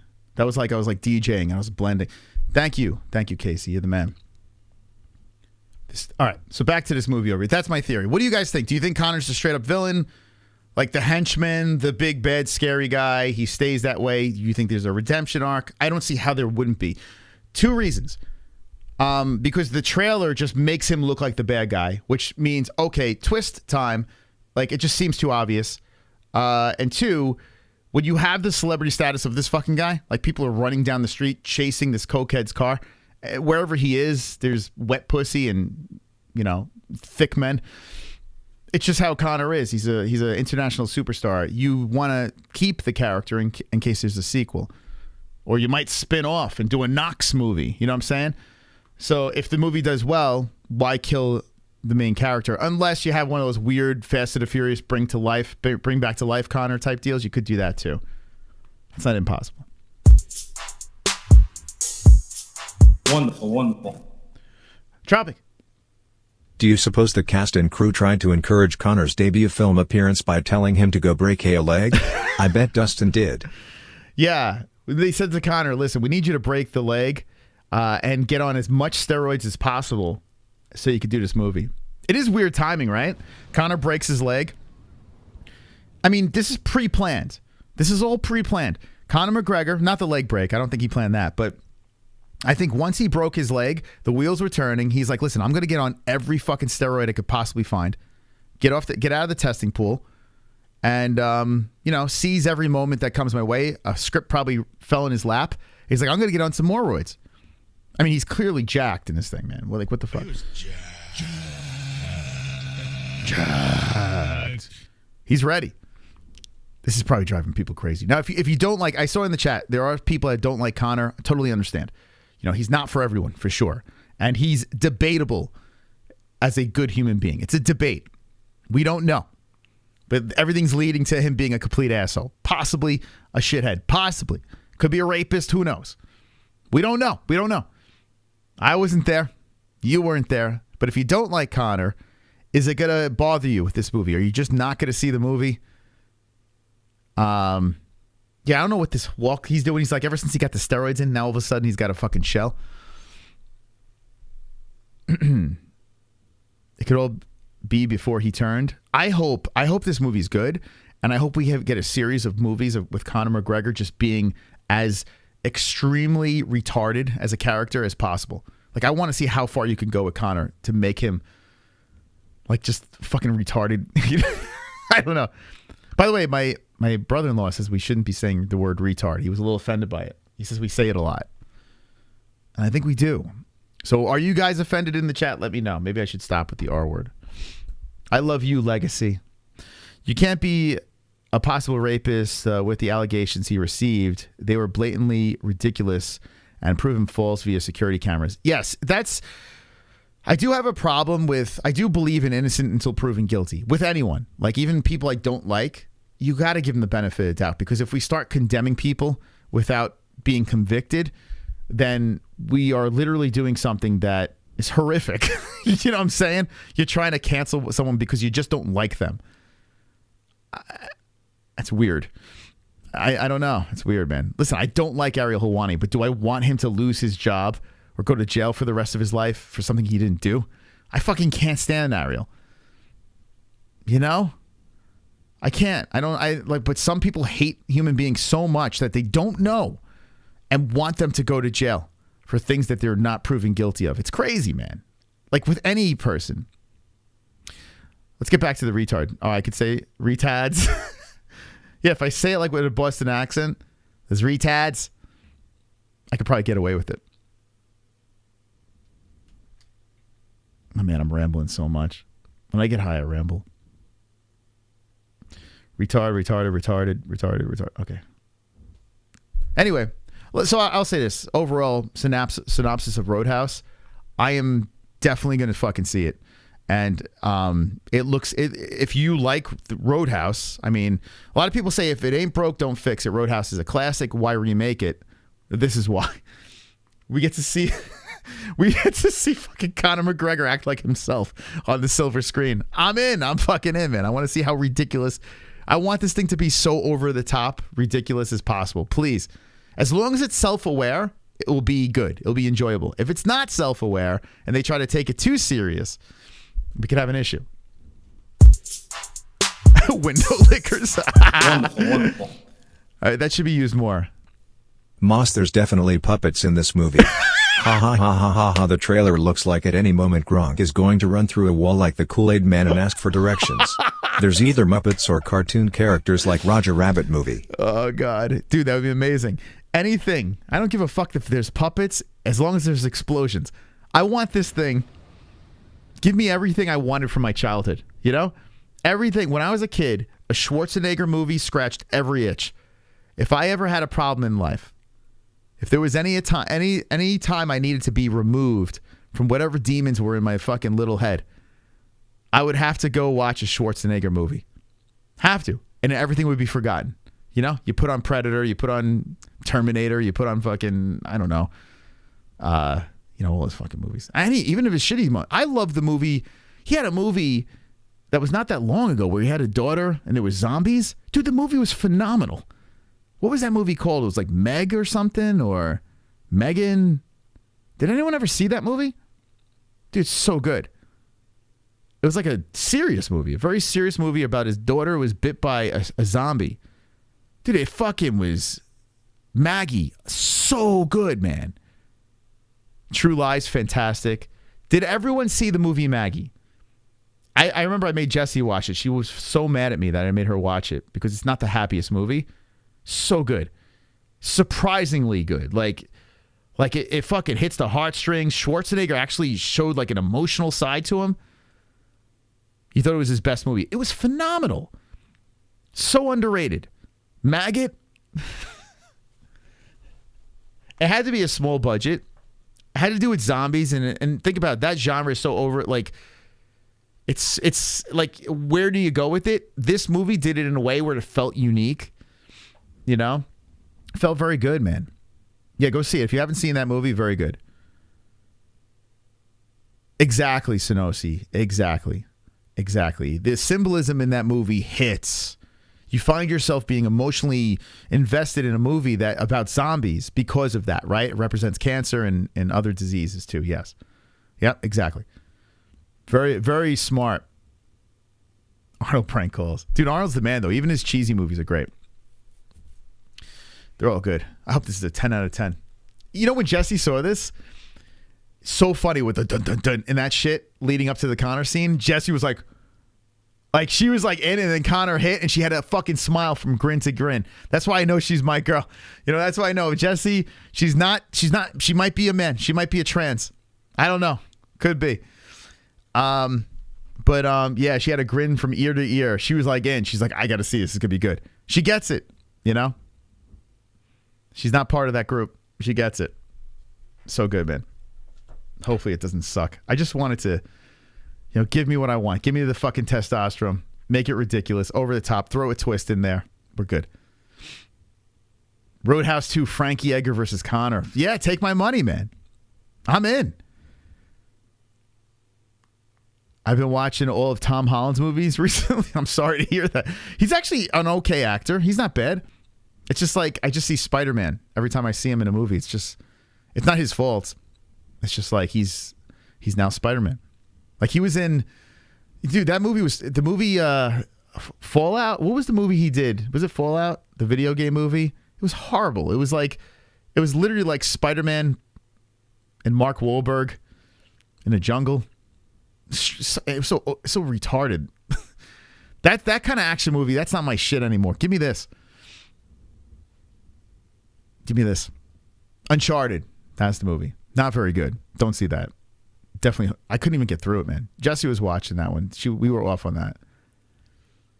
Mrs. Doubtfire. Wait, Fuchs. Mrs. Doubtfire. Classic. Fallout looks okay. I didn't think I seen that one. There was something else I wanted to get to. What were we talking about before? There was somewhere else I was going to go down the rabbit hole of weird stuff. I was going to show you guys, and I can't remember what the fuck it was. What do you guys want to talk about now? Movies? I told Jess I want to start a movie channel. Like, I don't think I would have anyone on because I say so many negative things. Like this one I'm not, but I'll probably watch it and hate it. But I would like to start a movie channel one day. We all need Jesse. We do. We all do need Jesse. You're correct. I don't disagree.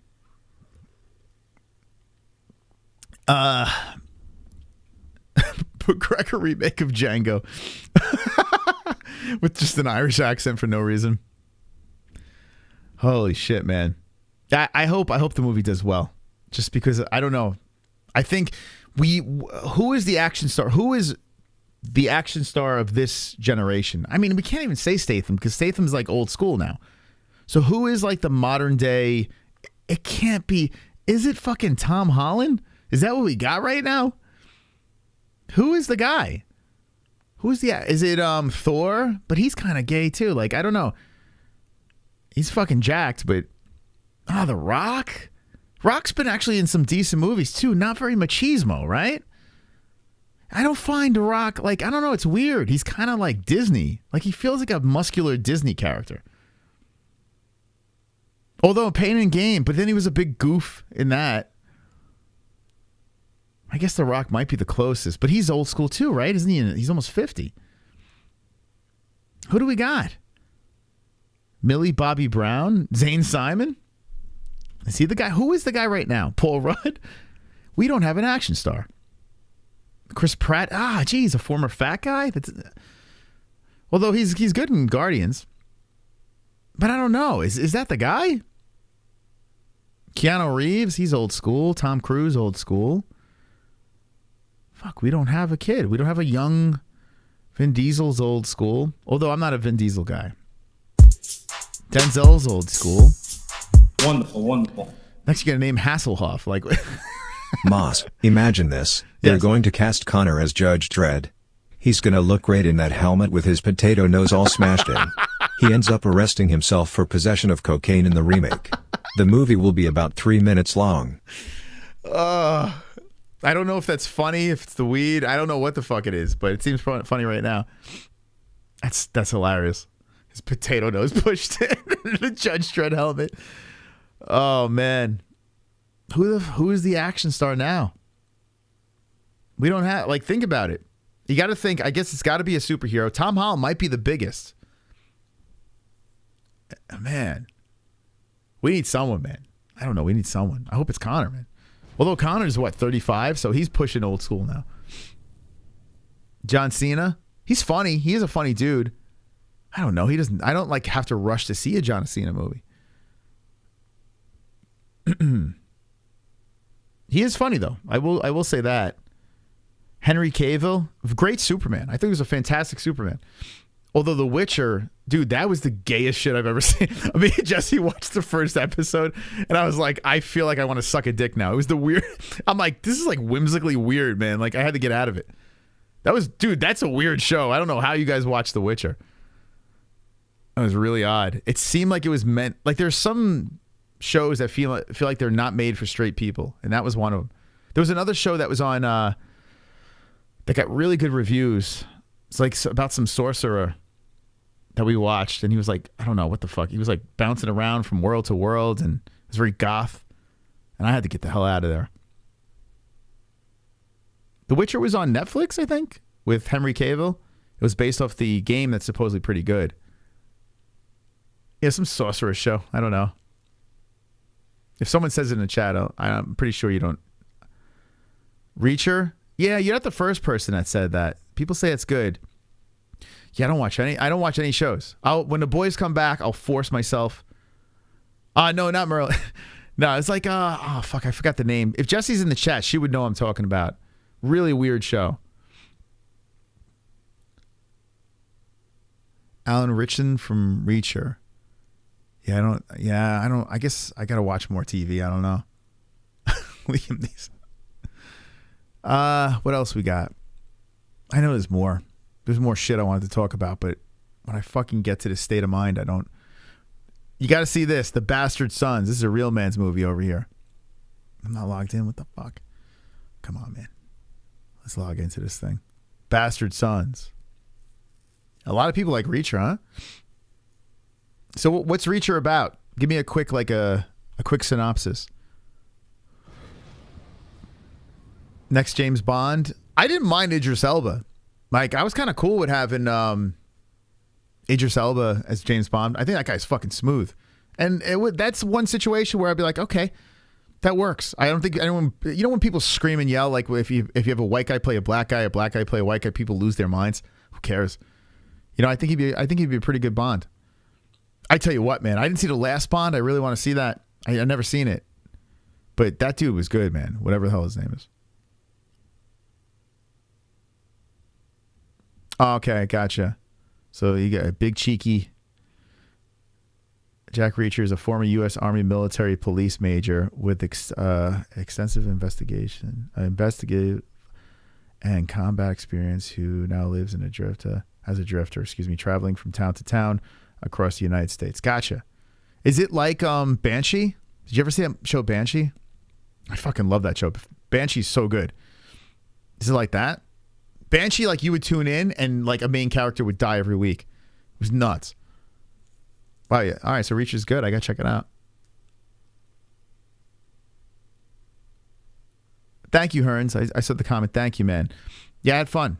Yesterday I had a good time. Yesterday was more, you know, of a selfish. So I'm glad people liked it.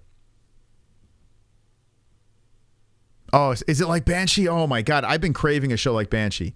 Banshee, you know what's funny? Banshee's lead actor was Homelander from The Boys. Same guy.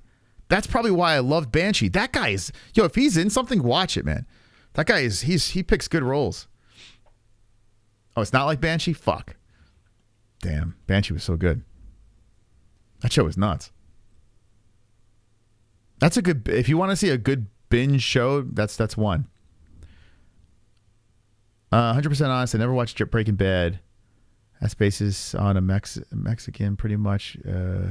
We good in a lot of things. Wait, you never saw Breaking? You got to see it. I was just talking to who was I talking to about Breaking Bad? Oh, Frankie, right? Didn't Frankie, like we brought up Breaking Bad in the conversation? Like he would love to be in a show like that, dude. That show, still to me, my number one. Breaking Bad was such a fun ride. Oh, yeah. Casino Royale is my favorite Bond movie. 100%. I'm with you on that. Love that Bond movie. That's like a perfect Bond movie. And it had that chick with the big cans in it. Great movie. With the big forehead.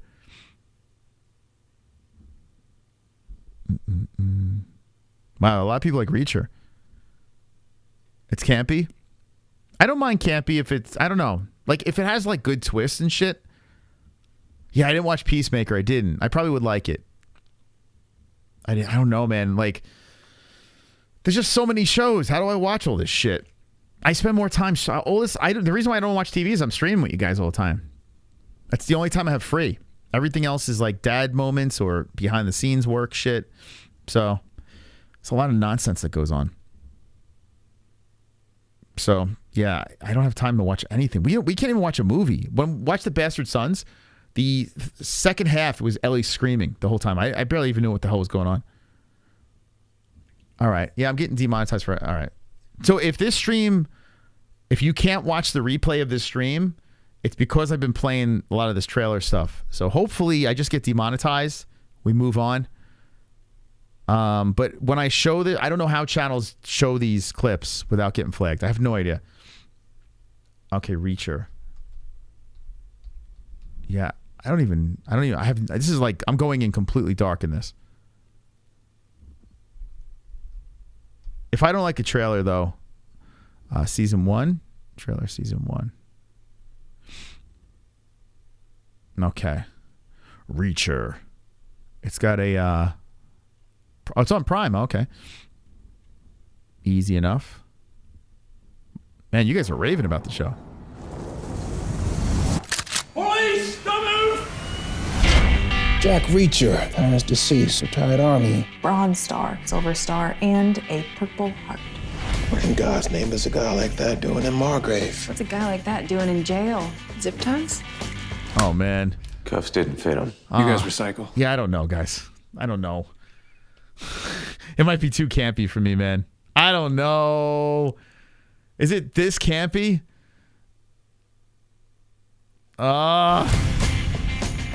7 bodies since you set foot in my town. I was arrested for murder. Now you want my help? I want you to do what I say. You just go wherever you want, whenever you want? Everyone's always jealous. I'm gonna uncover this whole operation and burn it to the ground.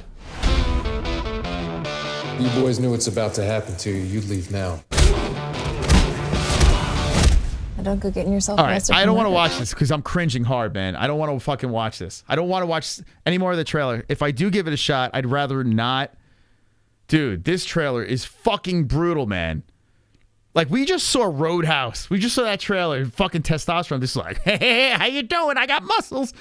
Take your pants off. Let's fuck. You know, like, weird, man. This is... No, man. The trailer's bad, man. The trailer does not help this. If this show is... It could still be a good show, but whoever made this trailer should be fucking shot. Definitely... Is there another fucking trailer? Fucking hell. Dude, Roadhouse... Listen, Roadhouse looked way more badass than this. This is fucking... The music is gay. It's borderline homosexual. What's happening here? There's no way... If you like the show, you could say this trailer is helping it. Are you... Hold on a second. You mean to tell me the people that are defending this would, without knowing what the show is, you would watch this trailer and say, oh, I got to see that show? There's no fucking way. This is too campy. What are you talking about? Come on. The original Roadhouse trailer is fucking hilarious. Season 1 is, you know what's funny? I'm gonna probably get pissed off a lot of people. Hold on. Okay, this is where the shit looks ass. Yeah, I don't know what the fuck. Okay, I might piss off a lot of people. So I've seen John Wick. Okay, I've seen John Wick, and I didn't hate it. Didn't hate it. I was just like, it's pretty enjoyable. Not a bad Keanu Reeves movie. I don't know if it gets the rave that everyone else gives it, but then again, I hear the sequels get even better. They say it gets better as it goes on, right? But I have yet to get through the second one. And I've tried with Jess, and Jess is like, yeah, I'm good. Jess won't watch it. So I want to get through it, but now I'm fearful that it's not going to be good, that it's way overhyped. Be honest with me. Is John Wick as good? Because they're very long movies, and if I'm going to invest all this time, it's very valuable. I'd rather be with you guys or with my family. You know? The first is the best? Okay. Huh. All right, I'm going to pass. John Wick 1 is it. Everything after is dumb. Oh, okay, so I don't have to see it. Okay. All right, I'm good. All right, because people were raving about the last one, saying it was so good. So I was a little worried. I was like, shit, man. I feel like everyone's saying this is the newest, greatest action series. You know? But I feel like not a man not seeing it. I should see it. Oh, okay, John Wick 2 is just John Wick 1 with a bigger budget. John Wick is something you shut your brain off and have fun. Gotcha. But here's my problem. I can't shut my brain off for 2.5 hours, 3 hours. You know what I'm saying? Like, I could shut my brain off for like an hour and a half. But when we start approaching 2 hours, You know, you kind of like start looking at the wall. It's like, okay, we've seen this already. You know? My brain goes too fast to do that. John Wick is basically invincible. He can't die. Gotcha. And I don't hate that. I'm kind of cool with that, but all right, I'm going to pass. All right. Wonderful, wonderful. Roberto, thank you for the deuce. Most watched Dumb Money? Let's go. Dumb Money? Let's see. I don't think I've seen that. Dumb Money. Is it a Dumb Money TV show, movie? What do we got? Dumb Money trailer? Thank you, Hearns. Official trailer. Oh, Pete Davidson? He's actually kind of funny guy. You know, he's banged everyone. He doesn't care. He's all right. He's all right. I like that he just doesn't give a fuck. But still the GOAT is Andy Samberg when he would put a movie out. Lonely Island. Dumb Money. Oh, we're definitely getting flagged. 3 hours of John Wick 4 with a bulletproof sport coat and immunity. Oh, yeah. See, yeah, I'm good, man. Like, I don't mind over-the-top movies, but sometimes it goes too long.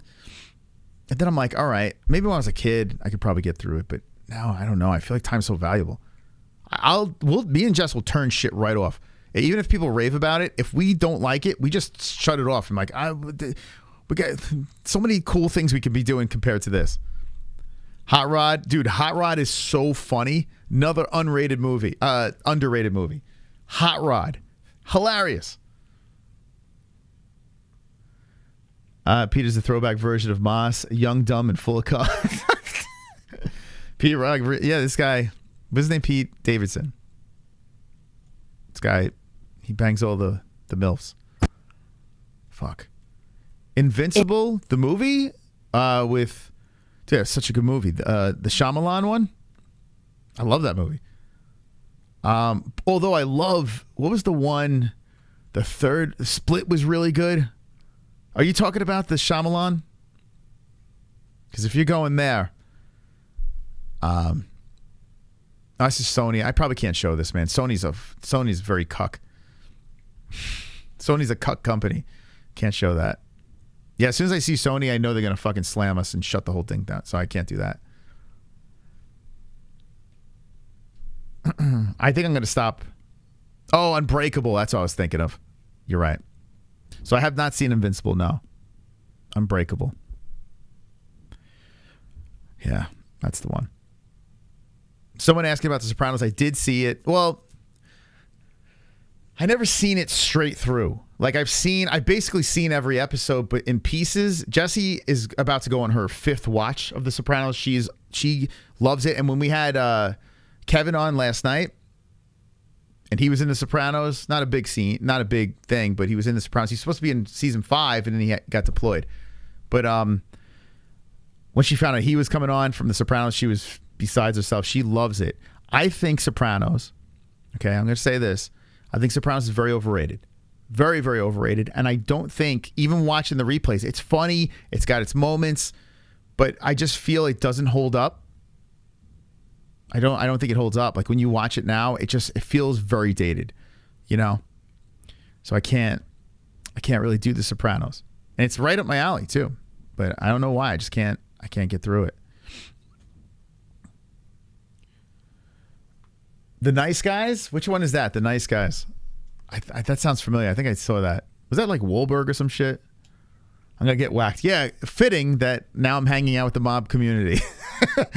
Fitting, right? But I don't know. I mean, I just think it's very overrated. And Sons of Anarchy, I couldn't even watch. Like I was like, this is like unwatchable. This feels so fake, you know? Like the lead character felt like he is not part of a gang. Ryan Gosling, Russell Crowe. That's a good cast. What movie was that?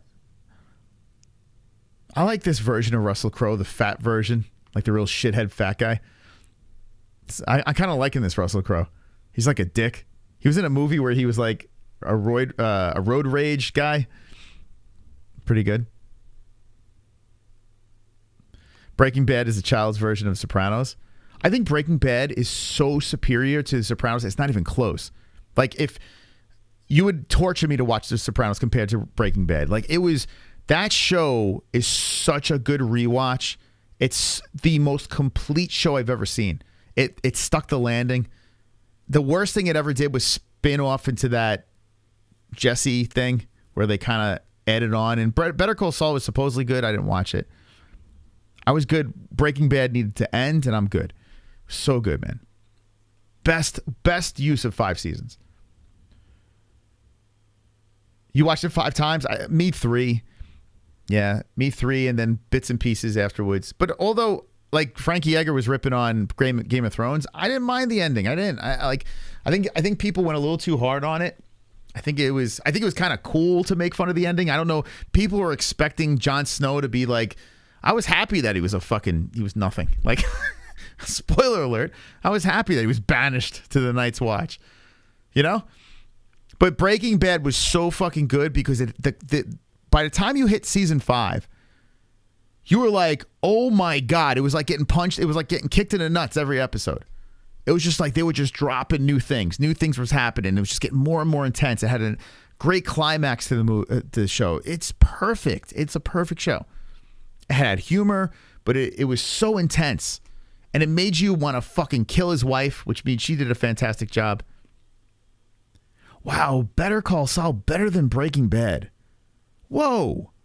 I saw like half of the first season and I couldn't do it, but I heard it got better. Maybe I should give it another go. I was going through a divorce when I watched, right before my divorce when I first watched Breaking Bad. So maybe I was relating with Walt a little too much. Maybe that's why I liked it. Dude, it was definitely Breaking Bad. Based on cooking meth. You know what's funny? When I was looking for shows to watch and I saw the synopsis, like a chemistry teacher that's making meth out of an RV, and I was like, this is the dumbest.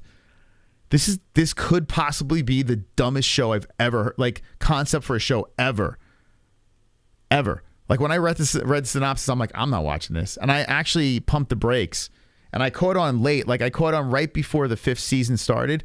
And I had to binge to catch up. And boy, was I happy I did that. Boy, was I happy. I'm telling you right now, the cartel was fantastic. Every time they brought a new character in, you fucking loved him. Great villains. Gus was the GOAT of villains. And now look, Gus plays the same character in every show. Banshee is so good. I agree. Let's go. Awandi. We're on the same page. Banshee is such a good show, man. Now listen, Banshee's different than Breaking Bad, but it's so good. Banshee trailer? It was on Stars. I don't want to keep showing trailers because I know what's going to happen. Like people are going to watch the replay and it's not going to be available. Gus isn't Better Call Saul, right? Yeah, I kind of have to see it then. Yeah, Gus got cucked. That's true. Homelander. That's right. Yo, Homelander's character in Banshee. And it was funny when I was watching The Boys, I was like, that guy looks so familiar. Why do I like this show so much? And then I realized, holy shit, that's the guy from Banshee. And I couldn't stop talking about it. And Jesse's like, shut up. She never saw Banshee, so she's like, stop talking about it. Please see Banshee. Such a good show. Homelander was fucking everything in that show. You know what I loved about Banshee?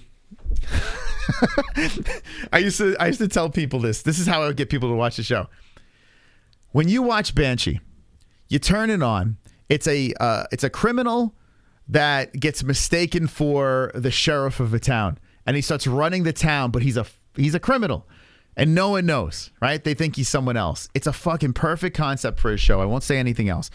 There are things that happen in this show where you're like, oh, I like that character. Oh, dead. Like, it was one of those shows where you get invested to a character. It's like, don't get too close to them. Dead. You know? And this is the best part of Banshee.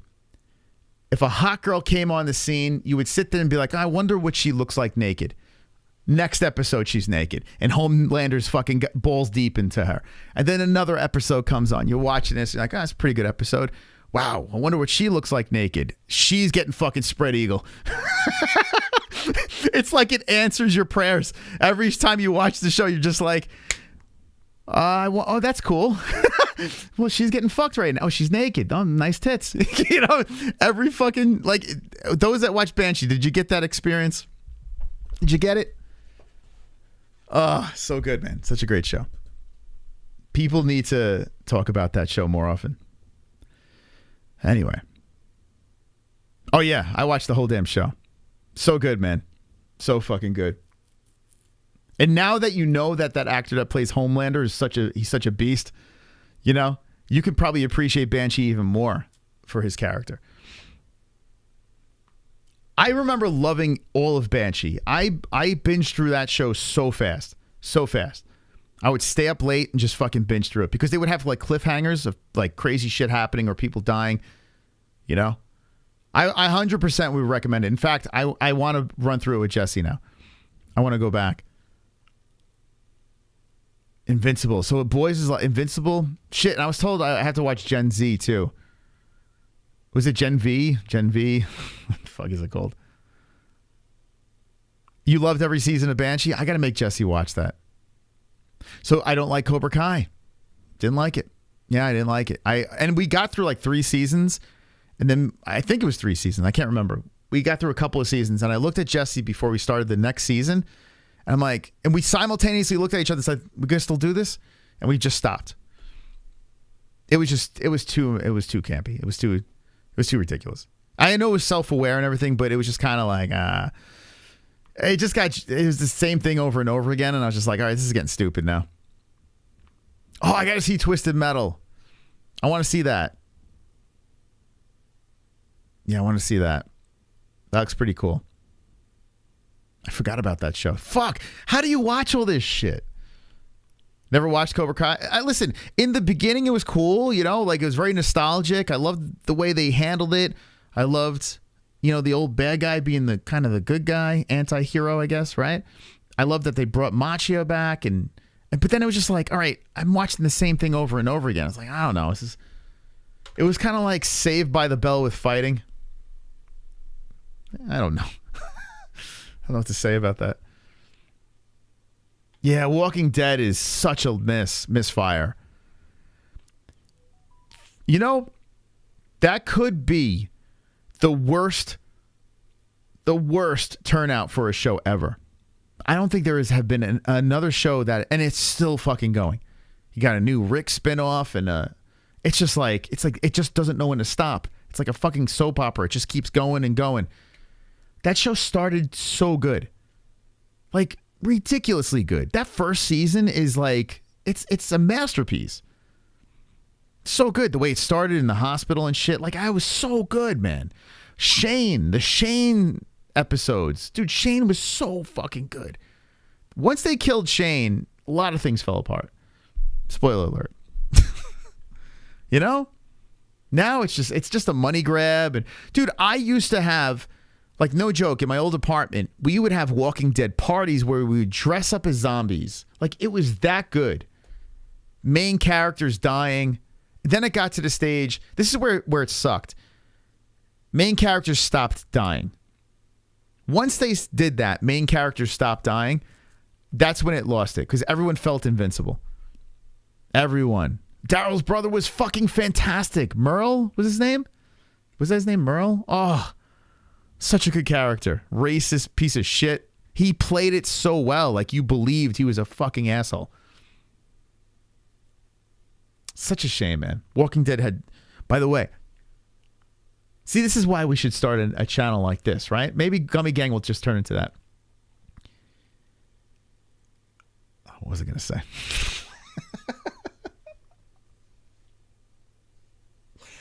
Oh, I know. That 28 years later or whatever, please make that movie. Please. I want to see another one from that series. The 28 days later, weeks later, months later, whatever. Please make it. I got to see that. I love those two movies are fantastic. Wonderful, wonderful. Hearns. What up, Hearns? Most of you watched American Me. Watch the trailer, lol. American Me?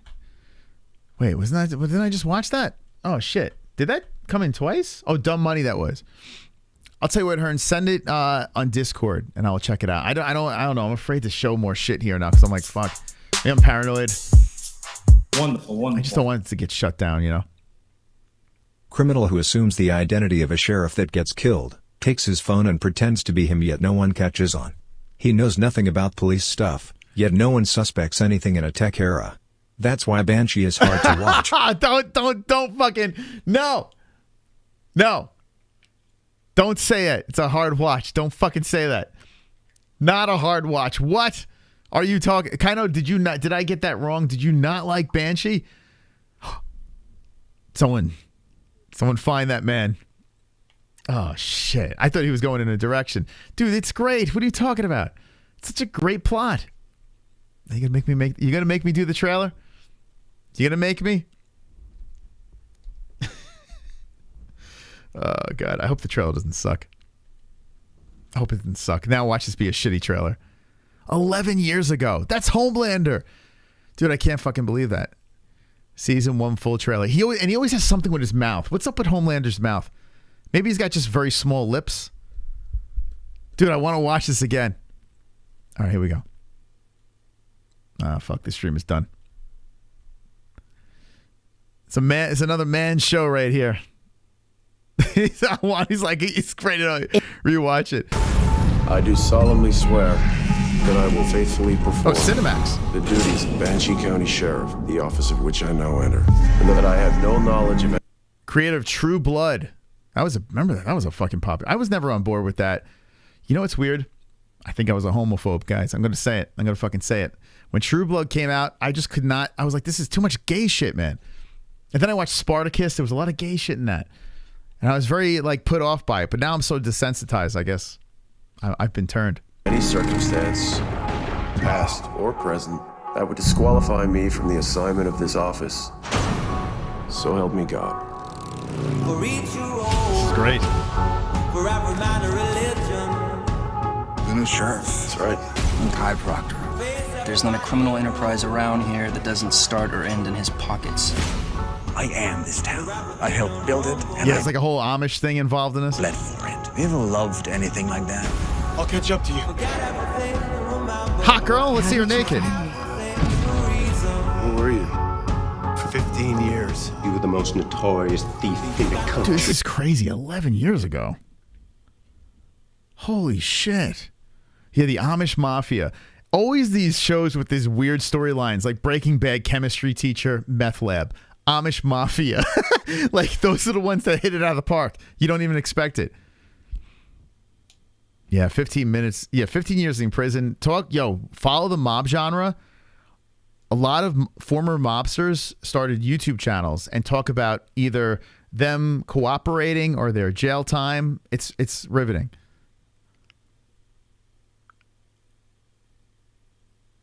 Oh, Kainoto shitting on Banshee. How are you shitting on Banshee? It's a man's man show. What is going on, Kainoto? All these manly shows you're shitting on. What the hell? I mean, I'm guilty. Apparently, Sons of Anarchy is a manly show. I found it not manly. I don't know why. Homelander before Compound V. Could you imagine? Like there's like, they used to say with Breaking Bad, like the end of Breaking Bad, it was going to be like, it was a dream, like Malcolm in the Middle. Like Breaking Bad. Like there was this whole theory. It never turned out. But imagine like Banshee. Like this was Homelander. Maybe he's right. He had that fucking V in him. That'd be a nice twist. I would be happy. Dude, it looks like gay bikers. I agree. Captain Deadpool. Dude, it was the weirdest thing. Like when Sons of Anarchy came out, all my friends got leather jackets denim jackets. And they would be wearing patches and shit. They would start buying motorcycles. I'm like, these guys look gay. Like, what's going on? It was gay bikers. Like, what the fuck? But it was so popular, and everyone thought it was so manly. I'm like, how am I not getting this? They're riding bicycles with motors. They are bicycle. All right, I'm going to piss off a lot of people right now, but let me just say this. Good night. Sorry. I'm going to say this right now. Why are motorcycles manly? Why? It's a fucking bicycle with a motor. When did anyone say, like, wow, look at that guy on that bicycle. That looks cool. Let's put a motor on it. Now it's manly. Like, Why are can someone that has a motorcycle explain this to me? I've always wanted one. I still want a motorcycle. I would love to ride a Harley. I think it looks badass, right? But why is it? Explain this to me. What the fuck is the reason why a motorcycle is badass? It's a bicycle with a motor. Like, that's like saying e-bikes are gay, but it's just it's the fucking bicycle with a battery. What makes it better than the motor? You know? What happened? The Shield was great. And Rescue Me. Go watch South Park episode The F Word. That sounds like something I'd like. Prison Break. I remember that show. I never seen it though, but I heard it was very good. Bikers are cool, but bikers with leather jackets in the little grooves. Okay. Do you like a crotch rocket? Every time Gummy Gang and MMA-HOLES is on, I turn my day around. Let's go, Little John. Off-road bikes are fun. They are fun, yeah. I'm sure motorcycles are fun too. My neighbor's like, just fucking get one. He said that's what he did. I said, how'd you learn? He's like, I just rolled it out of the shop and learned on the road. He told me. I've ridden a motorcycle, but bitch, I was on the back, dick to tailbone on a motorcycle. It was fun. Kind of freaked me out a little bit. E-bikes are fucking super manly. I mean, if a bicycle with a motor is manly, it's so weird. Like I always think about that. Like I don't think I would ever say it to a biker's face. Probably some bikers in the chat. I have a friend that's a good friend that's a biker. He's got like a shop. He's like a manly man. Shot himself in the face. I should ask him. Why are bikes manly? Hello, you're the sheriff. Leave him alone. They thought he was the sheriff. In fairness, it's Amish country. They're not the smartest people, right? Amish people aren't the brightest. By the way, how hot was that Amish chick? Holy shit, the blonde? I got to go watch the show again. Jess, we're watching a new series. Good night. All right. Banshee, watch this, guys. And you go into the one place you absolutely should not go. You could have let Rabbit straight to me. For years, I've been thinking where... Everyone gets fucked. Everyone's getting laid in this show. Actually, no, I'm lying. Homelander gets so much pussy in this show. Good for Homelander. This is not how I saw it playing out. Leave here and forget about me. If I don't... See him fuck him. That's what Homelander does. No one leaves without walking bow-legged. He's gonna shoot that Gen V right up their twat. Myself. They're afraid of me because they should be. And maybe you should be too. Yeah, so you got the Amish Mafia. Bunch of naked chicks getting fucked. Little MMA fighting in there. Look at this. Yo, he fucks everyone. Everyone gets it. It's my guy. It's my guy right there. He's my hero. Let's go. Get him, Homelander. Every single day. I don't remember that guy. Wait, hold on. You have no idea what he will or will not do. This happened in your town, Sheriff Hood. This blood is on your hands. God, I haven't seen this forever. We have to get out of Banshee right now. It's a good show. It's a show right there. It's a show. Don't listen to Kainoto. The Asian gay guy. That's right. I do remember that guy now. Okay. I got to see that again. Man, it's been a while since I've seen it, so it's going to feel like a new show again. Man, imagine I rewatch it, I don't like it. Fuck. Then I apologize to you guys. All right, what else are we talking about? We got to get on something else.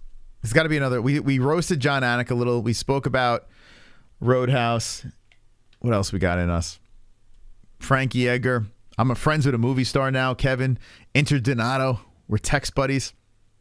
Man, I hope this guy makes it. Like, he's been in a ton of movies, this guy. He's done everything. So I'm hoping, like, he's actually not a bad actor. He's done it enough, so he's got a lot of experience. I wish Lil Nas X did a Cowboy John Wayne movie. Is that the flamboyant dude? Fish Tank has been insane. It's almost over. Man, isn't it crazy though how many shows are out? We can't really watch. It's impossible. You want to do a little AI? Yeah, we could do that. Yeah, we'll finish on that. Oh, man. What was I saying before that? I can't remember. So we'll do some AI songs. Yeah, so many shows.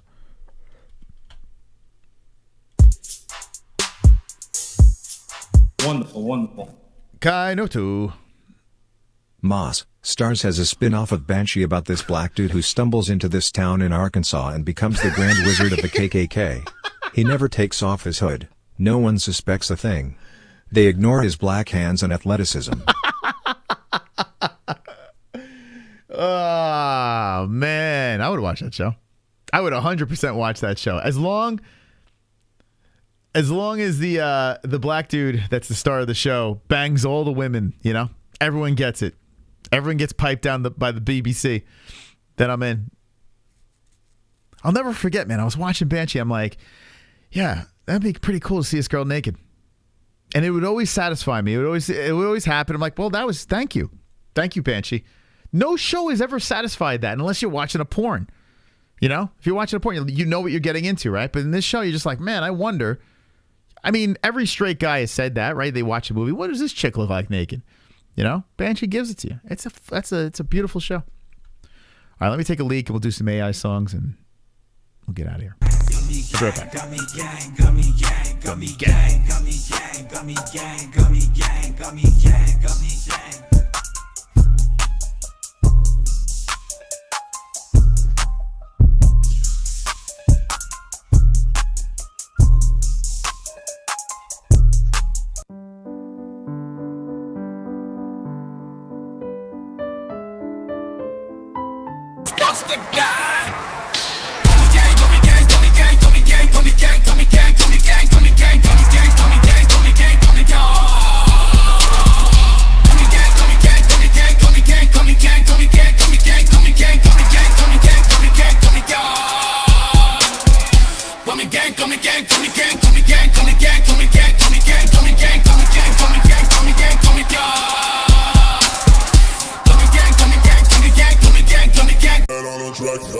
We MMA-HOLES, community be so dope. We got the best watch-alongs, the internet say so.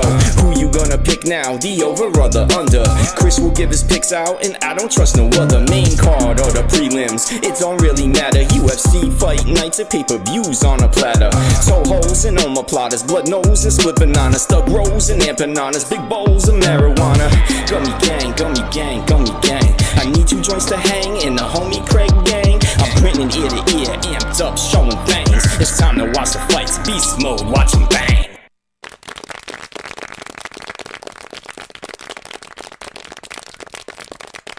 Okay. Oh, I felt good. Nothing like a good piss. All right. Let me ask those that have done this AI music stuff. Man, we're gonna be here for a while. You guys want to hang for a little longer? We could. I know when I get on this whole AI thing, it turns into like I never leave the stream. So we can get stuck in a really weird place. Anyway, Sausage, do you know if there's a way to get the full song? Like try to get a full instead of a 30-minute, 40-second clip. If there's a way to get like the full version of the song. There's got to be a way.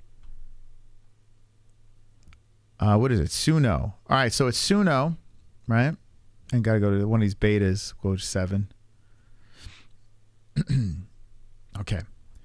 There's a couple of songs I wanted to make. Jackbox. You want to just play Jackbox?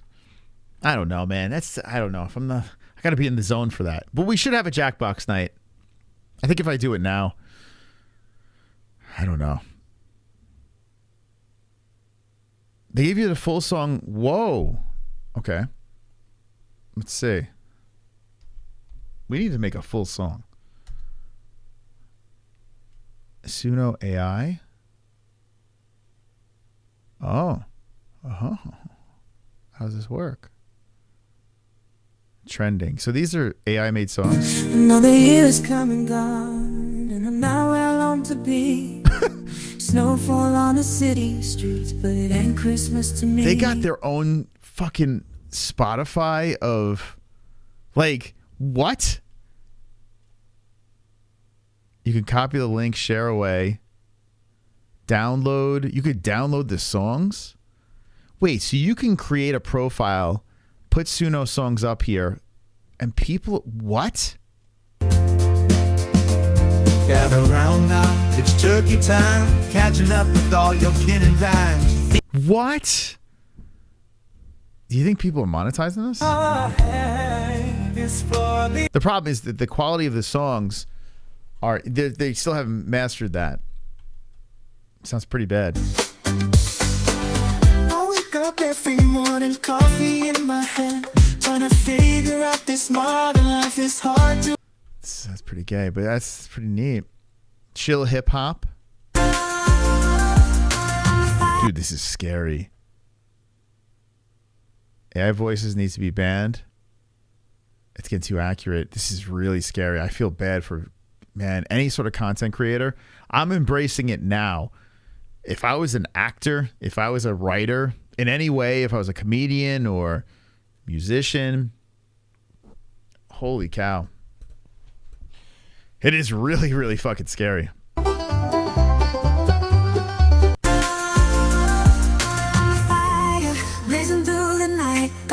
Sounds like the same garbage on the radio. Ready for the fight. In a world so cold, I'm a force to reckon. Gonna show them all. Dude, this is so scary. All right, let's make our own. Create. So I gotta, hold on, let me see what we got going on here. Oh, I didn't know you could do full song. This is a whole different, how many credits do you get over here? Do you get the same amount of credits?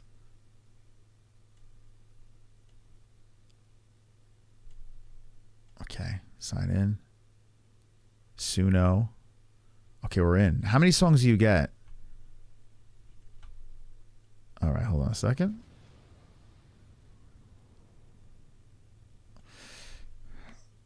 All right, guys, listen, we have an AI section on our Discord. Make your own songs. Go to Suno's website. You can do it on the Discord or you can do it on their website. This is the first time I'm doing it on the website. Custom mode. And this is, style of, here we go. How many, Sausage, do you know how many chirps? Oh, here we go. 110 credits left. And if you subscribe, the basic plan, 50 credits per day, 10 songs. So you could get to do 10 songs a day for free. If you 500 songs for $8, man, my God. I mean, if you're using it for shit that you're monetizing, then it's a smart idea. But if you're just paying for this just to play with, that's weird. Anyway. Okay. It's a pretty clean website. It's actually really clean. Like, and pretty easy to use. Okay, we're going to make a song. I think you get more songs on Discord. Because you're only getting 10 songs here, right? Is that what it says? 110 credits? I don't know. We'll see what that... Hopefully it's a credit per song.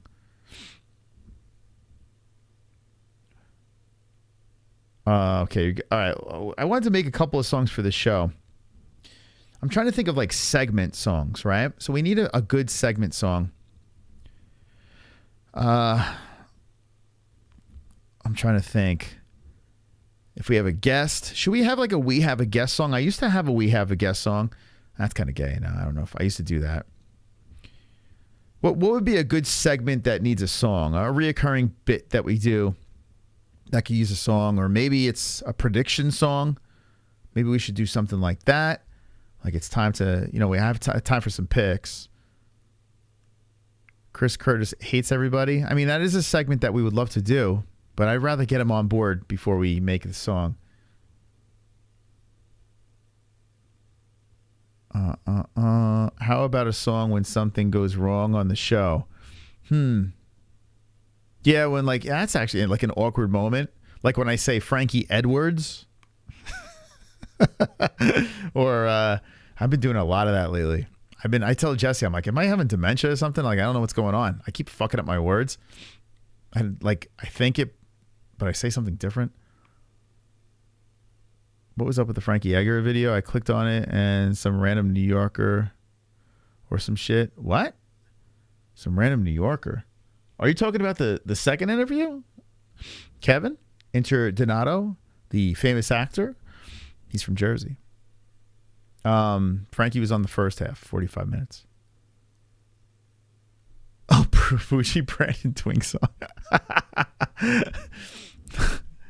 Oh, man. I got to let him come on a couple more times and see if he's song worthy. Think about how long it took for Ann and Two Joints to get a song, right? So he's got to do his time. He's got to do his time. We got a sausage song. All right. It's not a bad idea if something goes wrong on the show. Maybe if we need like a good phone call song, because we have this, but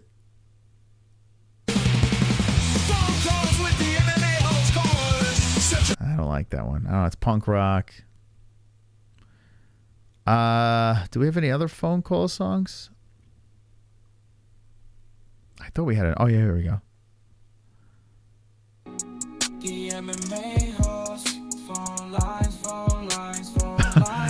Angel Gotti Mafia song. All right, that's fucking hilarious because she just jumps in with like a donation or something like that. So when the next time she does it, should we have a song? I kind of like that. She'd be like, what the fuck? She'll probably never donate again. But that'd be pretty funny, man. Like a mafia like style of music. Hold on, mafia. Okay. Oh, that'd be fucking funny. All right, hold on a second. I'm trying to. All right, hold on a second. Oh, hold on. Oh, what did I just fucking hit? All right, hold on a second. All right, this is good. I like this. All right, here we go. Angel Gotti. We should like say things like about her beautiful breasts and how she's gonna kill people. I don't know. What we should make this about? Let's make this as cringy as fucking possible. All right.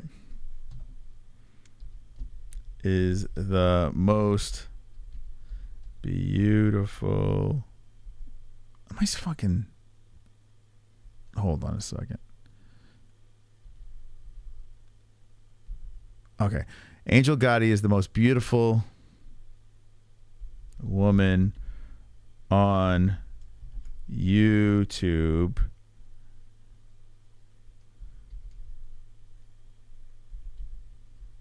Okay. I have to say that or I'll get whacked. Okay. Angel Gotti is the most beautiful woman on YouTube. I have to say that or I'll get whacked. Only kidding.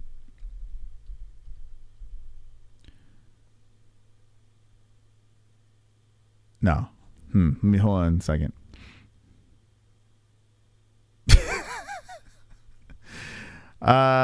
Gigi and Gotti, Gangster, and Gummy Gang. I'm trying to get suggestions over here. You think the mafia stuff you should get? I don't think so. Hold on a second. I got a better idea.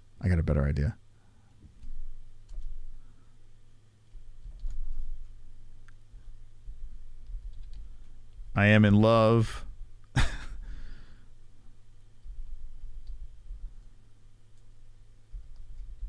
Daughter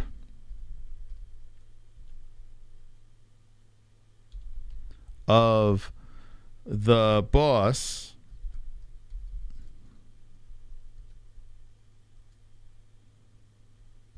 and her salad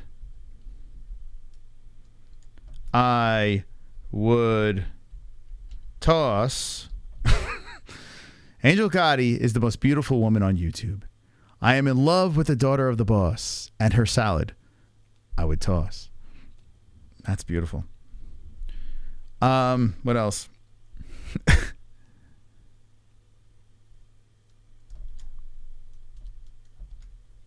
I would pour salad, hold on, Italian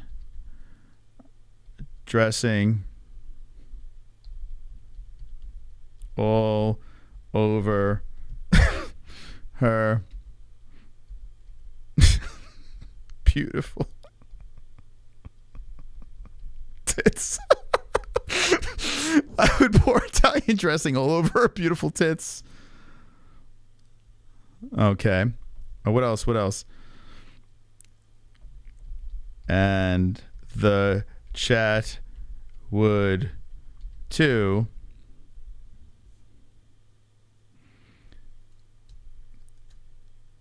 You gabagool. How you spell gabagool? I don't know. You get the hint. Okay. I'm going to put gaba ghoul. I'm definitely spelling that wrong. Okay. Here we go. Take this, copy. Okay. Paste. I put gaba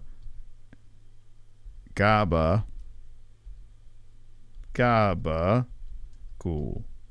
I don't know. I'm just fucking throwing things out there. Okay, here we go. What a song this is going to be, guys. Okay, you guys ready? Yeah, I'm definitely spelling it wrong, but how you spell gabagool? How would you spell that? Manic Moss. All right, is this in the style of Mafia? Which it's not really a music style, but who knows? Oh, I should have said like Frank Sinatra. But how do you know if it's creating? Wait, Suno is for generating our original music. All right, you know what? I'm going to take this. I'm going to take this party over to the Discord here. We don't need a full song. A little jingle will be fine. Is it going to not allow me to do that? Hold on, chirp. Okay. Put this in like this. Oh, you can't say tits. Can't say tits. That's probably what it is. How about teats? Oh, spelled beautiful wrong. Oh my God, what am I doing? I tell you, man, I apologize for doing these horrific streams while under the influence. It's really ridiculous. Okay.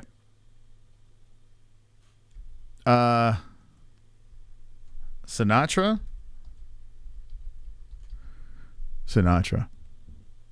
Okay. Oh, cans would have worked. Should I switch teats with cans? Whoppers. Tatas. Toddies. Yeah, I guess there are other ways. I said teats. I'm hoping it will come out like tits. I'm hoping, well, you know, fingers crossed. It'd be great if we have like a nice Sinatra type song. We don't have one of those yet. Angel, if you're watching, if you're lurking in the shadows, if we're doing this and this is not going to be a surprise, I'm going to be really bummed. So let yourself be seen if you're lurking in the shadows. Organ grinder type beat. To go biddies.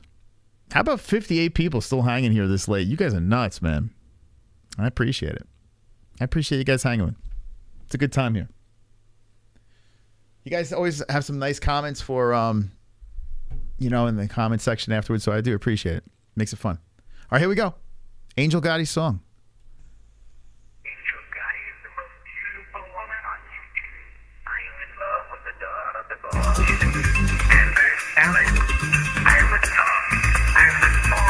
Did I spell Sinatra wrong? Did I? Maybe I did. Angel Gotti is the most beautiful woman on YouTube. I'm in love with the daughter of the boss. And her salad I would toss. I would pour Italian dressing all over her beautiful teats. And the chap would too. You gabagool. Gabba gabagool, gabba gabagool, gabba gabagool, gabba gabagool. Yes! Yes! Yes! Yes! Yes! Fuck yeah. Makes me so happy. That's just fucking fantastic. Okay. Oh, it feels good. That feels good.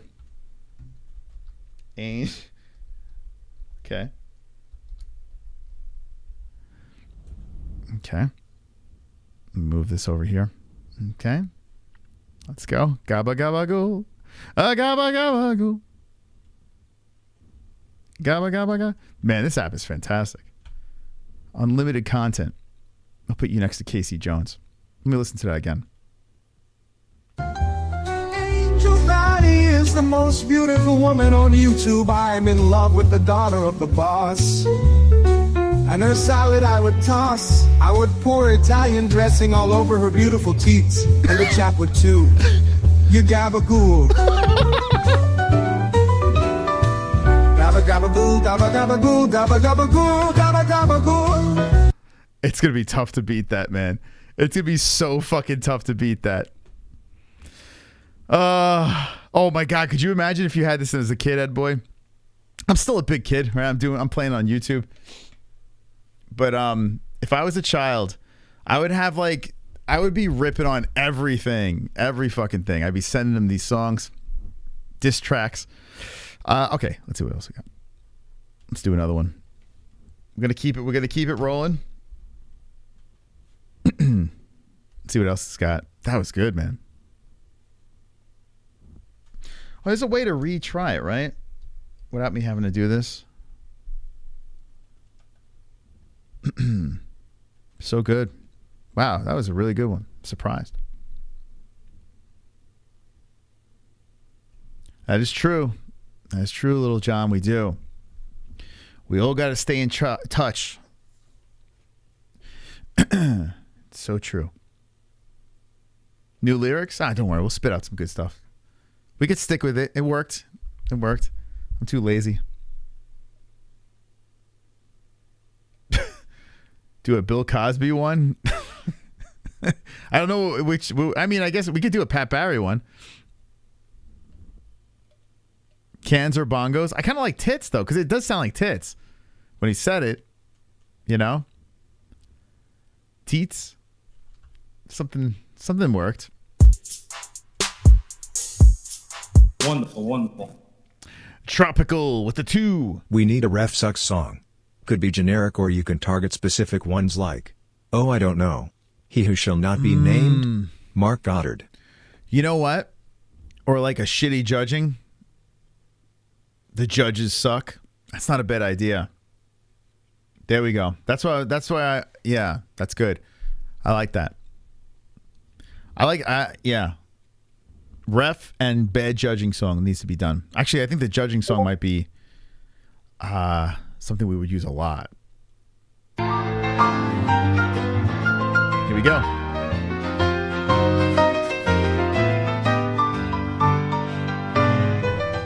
It's like Billy Joel. Ooh, what an intro. Intro might be a little too long. All over her beautiful cheeks. Wait, I would pour Italian dressing. Wait. And her salad I would toss. I would pour Italian dressing all over her beautiful cheeks. And the chap would too. You gotta go. Gabba gabba gabba gabba gabba gabba gabba gabba gabba gabba go. It sounds like he's laughing. What the fuck? She is the most beautiful woman on YouTube. I'm in love with the daughter of the boss. And her salad I would toss. I would pour Italian dressing all over her beautiful teeth. And the chat would too. You gabba-goo. Gabba dabba goo. Gabba dabba goo. Gabba dabba goo. Gabba dabba goo. Oh my God, dude. Oh my God. The reality report, what's up? Oh, shh. Don't say anything. We're going to try to surprise Angel. We're trying to come up with the perfect song. Imagine coming into the stream now. Oh, shit. What a mess. I don't know, man. It was a shitty song, but the ending paid off. The boss and her salad I would toss. I would pour Italian dressing all over her beautiful teeth. And the chat would too. You gabba-goo. Gabba-dabba-goo. Gabba-dabba-goo. gabba gabba goo, gabba gabba goo. I'm snorting. Oh boy. Oh my god. The first is better. I agree. But fucking hell, that's funny. All right, does this, if I hit recycle, boom, okay, I like it. I could just hit recycle. Let's see what else. I'm just going to do this for the laughs. I don't know how it beats the first one. The first one was so good. So it's going to be tough to beat that one. That shit had me going at the end. The gabagool works.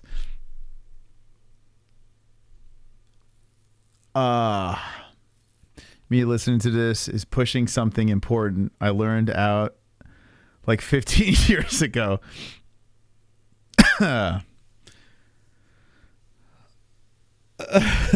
Emancipation. That's funny. Mark Goddard got it. Got it right. Oh my! No, he didn't. Stop it.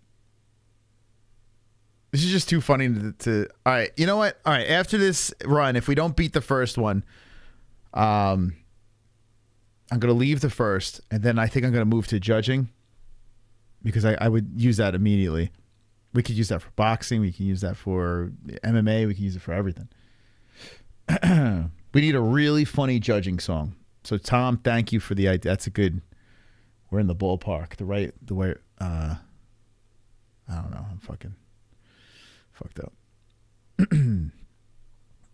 All right, yeah. It's sausage bake. Yeah, if you can keep making the Angel Gotti songs, I'll work on something else, and we'll see what you got.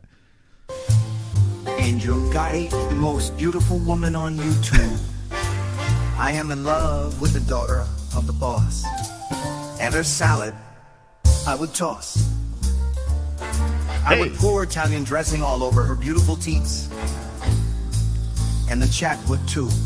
You gabagool.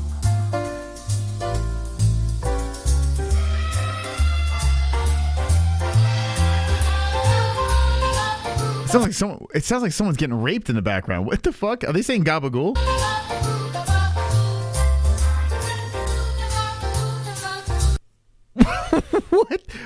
What the? All right, I don't know. That was creepy. Angel Gotti, the most beautiful woman on YouTube. I am in love with the daughter of the boss. And her salad, I would toss. I would pour Italian dressing all over her beautiful teeth. And the chat would too. Teeth. You gabagool. Gabba gabagool, gabagool, gabagool, gabagool, gabagool. No, okay, we're done. All right, here's the winner. Here it is. Angel Gotti is the most beautiful woman on YouTube. I'm in love with the daughter of the boss. And her salad I would toss. I would pour Italian dressing all over her beautiful teats. And the chat would too. You gabagool. Gabba gabagool, gabba gabagool, gabba gabagool, gabba gabagool. There it is. Thank you. That's a masterpiece. Wait until she gets a load of that. Oh, gosh. It's so funny, man. That's going to be so funny. Oh, boy. Nice at the cocktail hour. Imagine you walk in, you're getting hors d'oeuvres, serve the drink, and then that fucking song starts playing. That would be so great. I used to DJ, and I used to do like cocktail hours. I used to do like lounges and shit. Imagine I was playing some of that light music, fancy eating hors d'oeuvre eating music, and I just slipped that. I would totally do it. People be looking around like, what the fuck? Oh, that'd be funny. All right, new song. Angel's gonna love that song. I'm convinced. She's gonna be like, what the fuck just happened? She's gonna be reluctant to donate anymore or jump in the chat. She's never gonna do it again. All right. So this, yeah, there's a lot of bad judging out there. A lot of bad judging. I've been burned by judges over and over and over again. I thought Sean Strickland won in the DDP fight, although it was close. But still, at the end of the day, everyone yells robbery. So we must condemn the judges. They need their own song. And it's going to be called You Judges Suck. You Judges... might have to say blow, but I'm going to try suck to see if it goes through. You Judges Suck. Okay, we're going to... It should be like a chant. This is what it should be. It should be like kind of like a chant. You Judges Suck. You Judges Suck.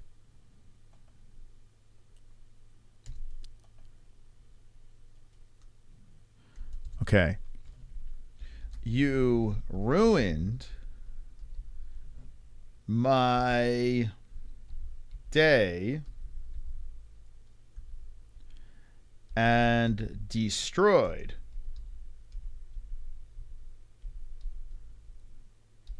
my luck.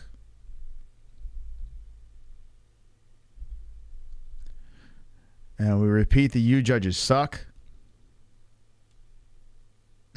4 times. I find if you make these songs like nursery rhymes and repetitive, I feel it becomes more of a song that's stuck in your head. Suck. Now it's going to be a suck chant, okay? Suck. Okay, now we repeat.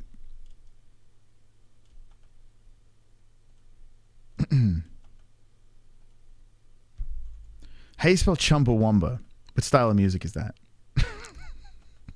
We should make this a Chumbawamba.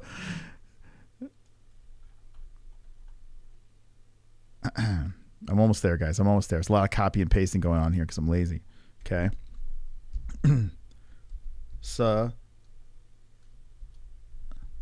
To the uck.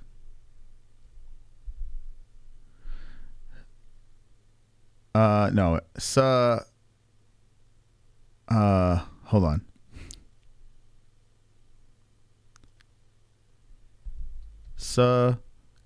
To the uck.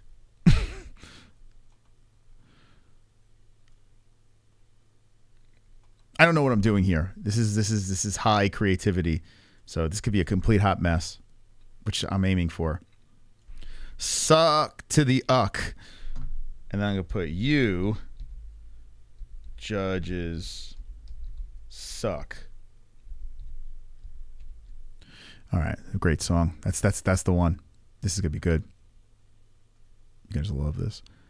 All right. Okay. I had an outer body experience.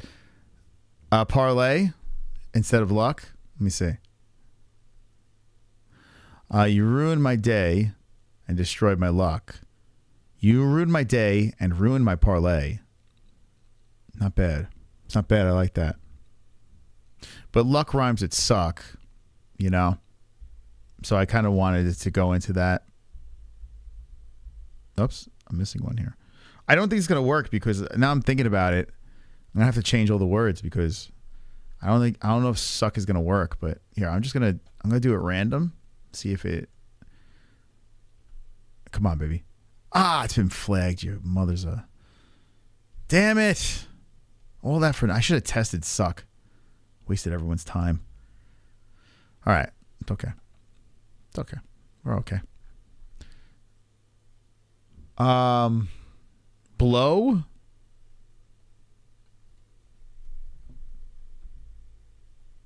Let me see if blow works.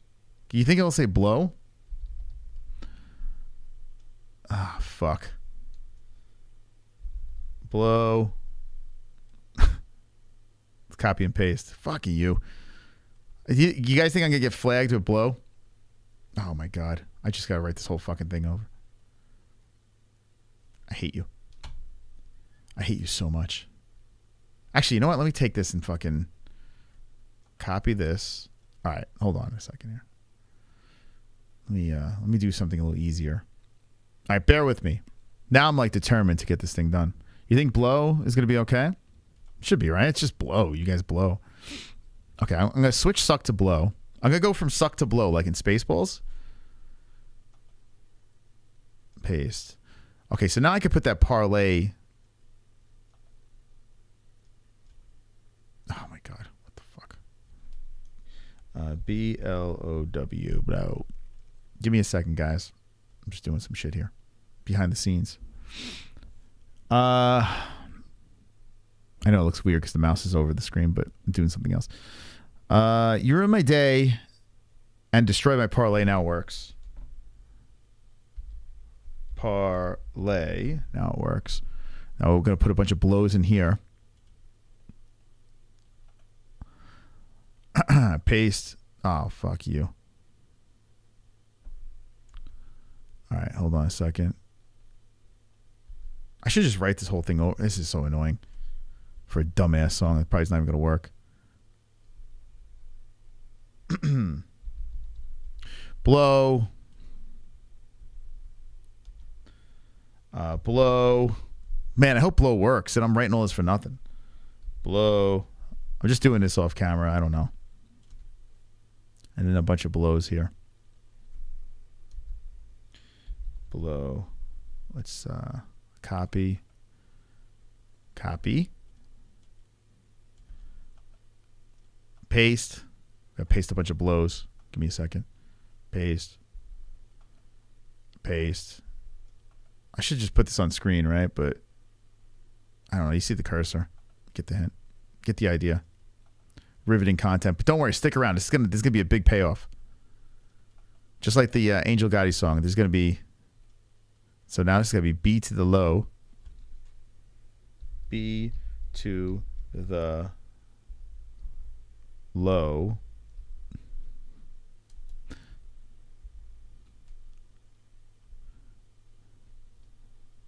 Blow. Okay, here we go. Wish me luck, guys. Wish me luck. This is now, it's changed to you judges blow.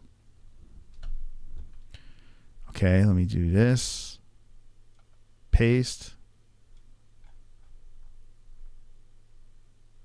Whoa. Blow. Whoa, what happened here? My blows got, oh no. Fuck. Blow, blow, blow, blow. Fuck you. Oh, my blows got blow. Oh, my blows got screwed up.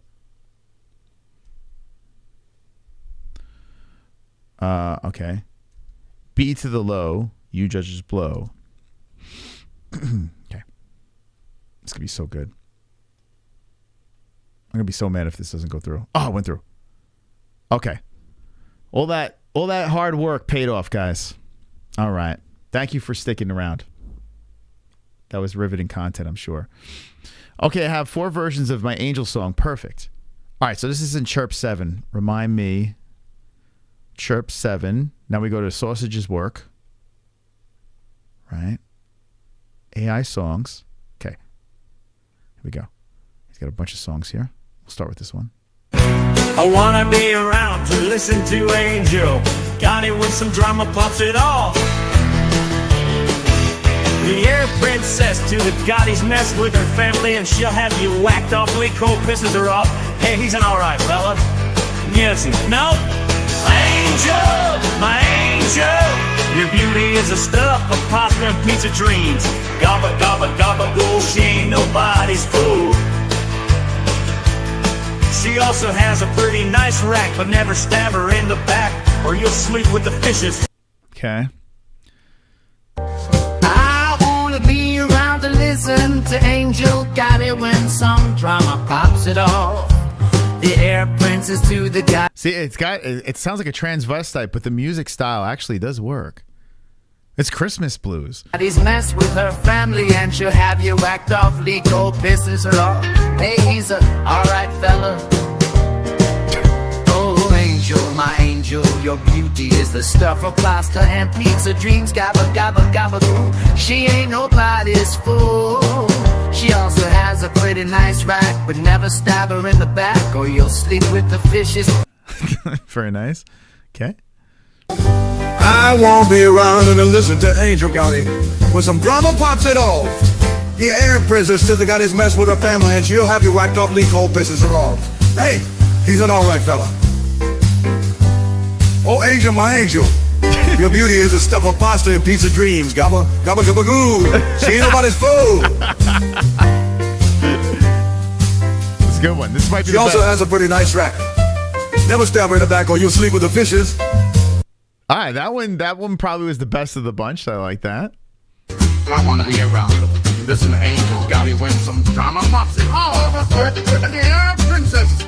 To the Gotti's mess of the family, and she'll have you whacked up, leak cold. This is an off, is an alright fella. Oh, Angel, my angel, beauty is the stuff of pasta and pizza dreams. Gabba, gabba, gabba, goo. She ain't nobody's fool. She also has a pretty nice rack.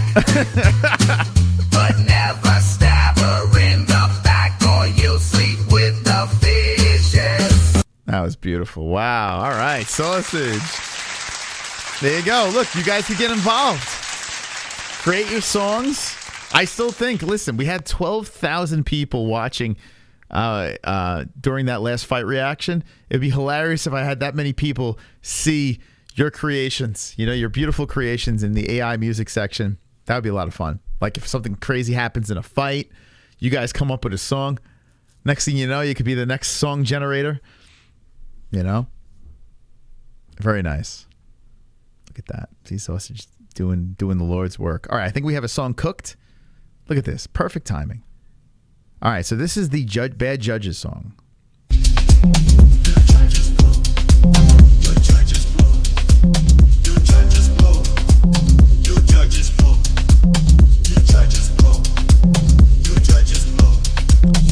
Well, I did say kind of tribal. It's almost there.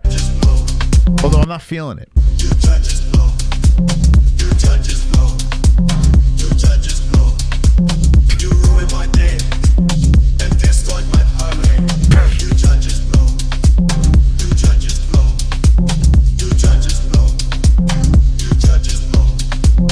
Here, how it sounds.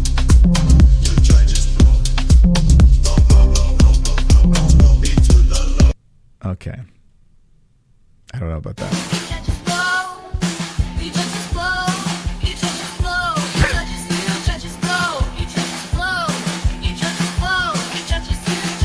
What the fuck is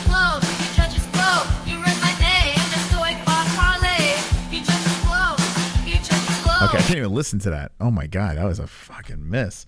All right, we might have to hone in the genre of music. I always like rap. It always tickles me. So you know where I'm going. It always laughs. It always makes me laugh. Let's see. We'll see if we do a little rap. Okay. I should have. Yeah. Maybe I should go with like a weird like 90s genre. Okay. That one girl spitting bars in the chat. And then she hits the dab. I like it. I fucking like it. I got some messages. Who is this? D-Rests and the Hearns. I will check after the stream. Thank you for DMing me. So what else is going on? I don't know how much longer I can go with this. This is getting out of control. But I'm enjoying it. I'm having a good time. Being a little silly. We did a lot tonight. We really accomplished a lot. The Roadhouse, the Anik thing. We did it all. Spoke about TV shows and movies. What else did we do? How about Kevin from Chicago calling up last night? John's a liberal. Kevin from Chicago calling in, speaking to Frankie, the answer, Edgar. You judges blow. You judges blow. You judges blow. You judges blow. You judges blow. You judges blow. You judges blow. You judges blow. You ruin my day and destroyed my parlay. You judges blow. You judges blow. Yo judges blow. You judges blow. You judges blow. Yo judges blow. You judges blow. Blow blow blow blow blow. B to the low. You judges blow. So stupid, man. You judges blow, you judges blow, you judges blow, you judges blow, you judges blow, you judges blow, you judges blow, you judges blow, you judges blow. This is like a white guy for the first time trying to rap. You judges blow, you judges blow, you judges blow. You ruin my day, act that stump my parlay. You judges blow, you judges blow. It's like he's at a like a rap battle, but he can't come up with the words, so he just does this. You judges blow, you judges blow, you judges blow, you judges blow, blow, blow, blow, blow, blow, blow, blow. Beat to the low, you judges blow. It's a bad white battle rapper. So good. Oh, so good. Give me more. Give me more. Feed me. You judges blow. I want more of that.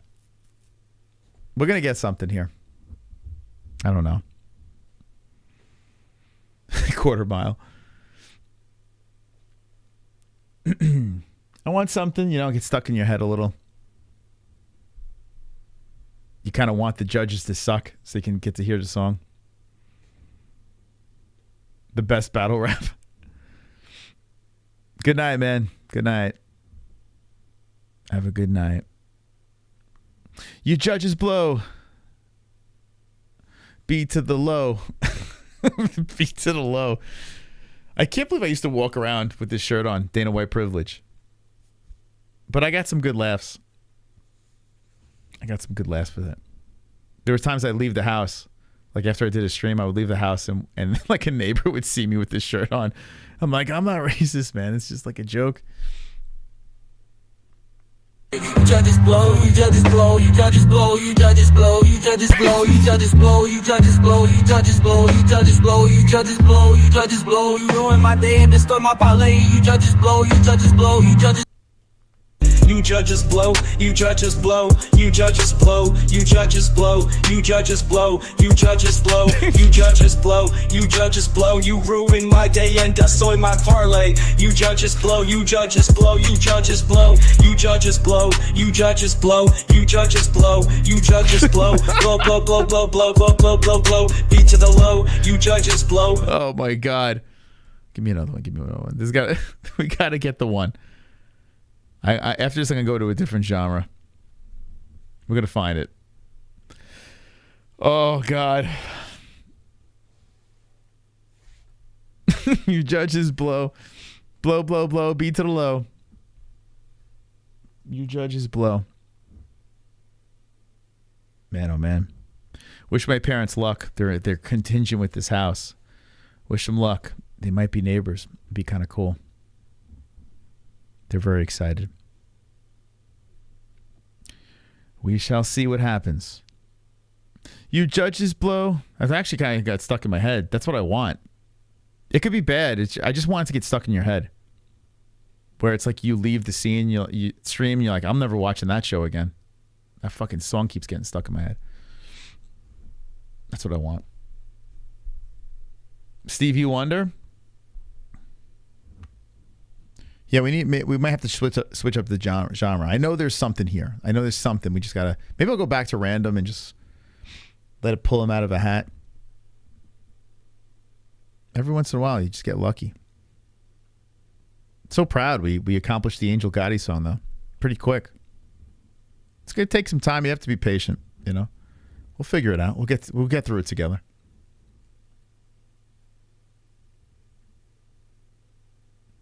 Right? It's pretty cool. Some people say don't have your in-laws or your parents live in your neighborhood or on your block, you know. They say it's bad for marriage and shit like that. I don't know. I think if you have a shit marriage, maybe it doesn't help, but if your marriage is fine, I think it's fine. Here we go. This is called You Judges Blow.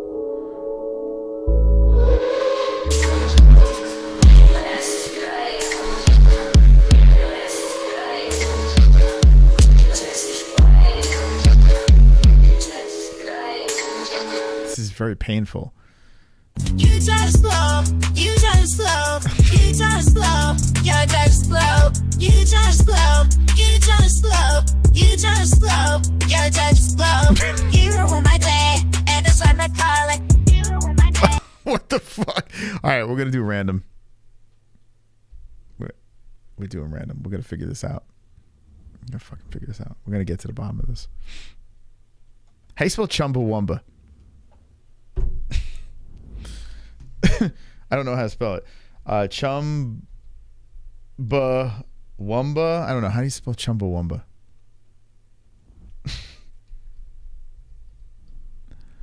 Chumbawamba. Okay. I get knocked down, but I get up again. Let's see. The style of Chumbawamba, please. This is going to be so bad. I want it so bad. It is, good. Denise, like Senosi's song is almost the perfect song because it's a song I'd never listen to ever, but it just works. Like, listen.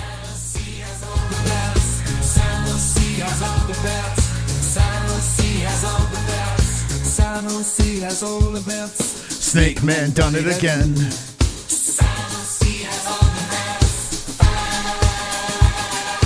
Give me all the belts because I'm Senoshi and I have all the belts.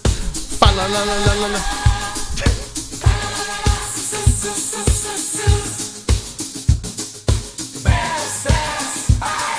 Money. It's a great song. It's just a great song. You would never listen to that, right? But as a jingle, it works beautifully. Texas militias. What? What? This happened with the Hearns. Sanosi has all the belts. Snake Man done it again. Oh God, it's so stupid. It's so dumb. Snake Man done it again. How you doing?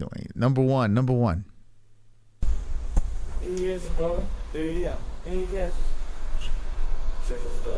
Yeah, just blow. What? What is that? Just a guy whispering?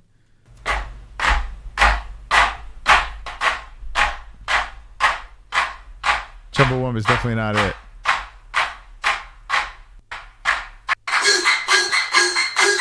What was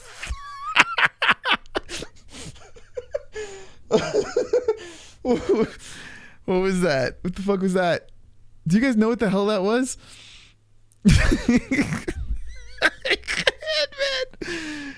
Oh my God, that was so crazy. Here, how about 80s pop? I don't know. Oh no. Hold on a second here. Got rid of my beautiful lyrics.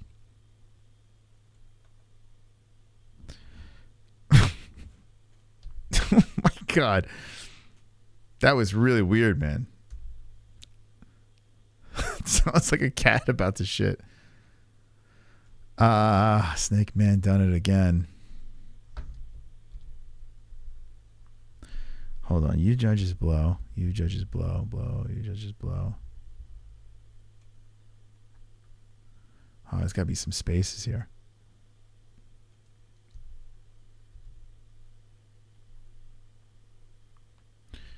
Here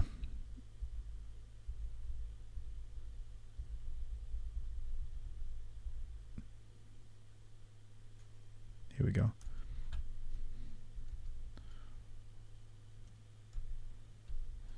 Why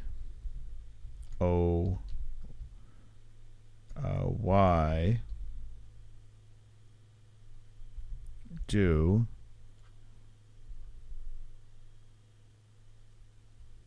Snake Man done it again?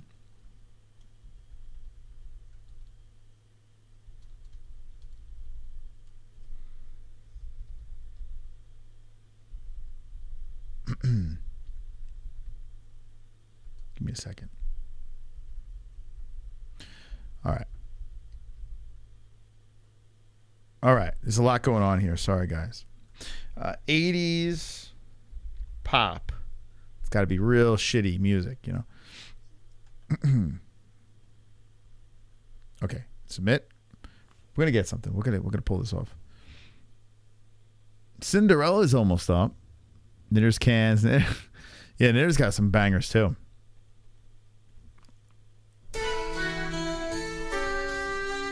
Borderline racist, this song. Knitter cans. Knitted cans. Naughty, naughty, knitted cans. Let me hug on them love ya. Let me hug on them love ya. Let me squeeze ya. Let me tease. Yummy,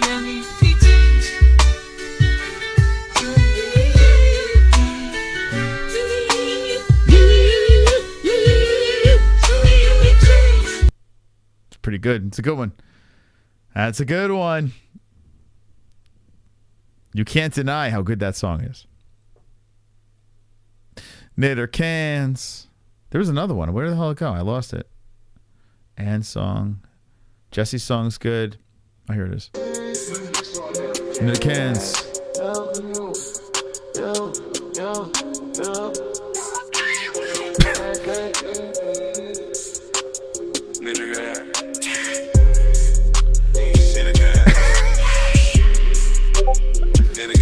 Yeah.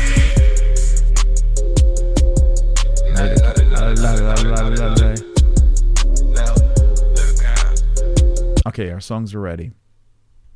Let's get back to business here.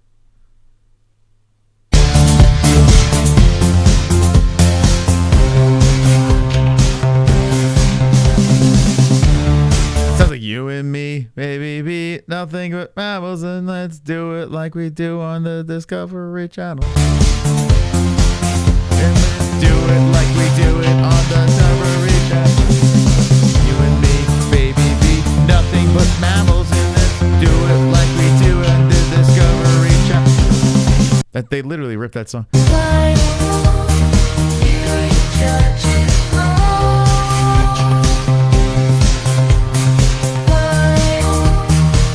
I wish I could hear what they're saying, man.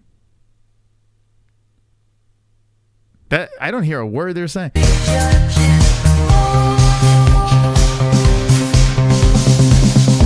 Okay, I don't know what the fuck just happened there.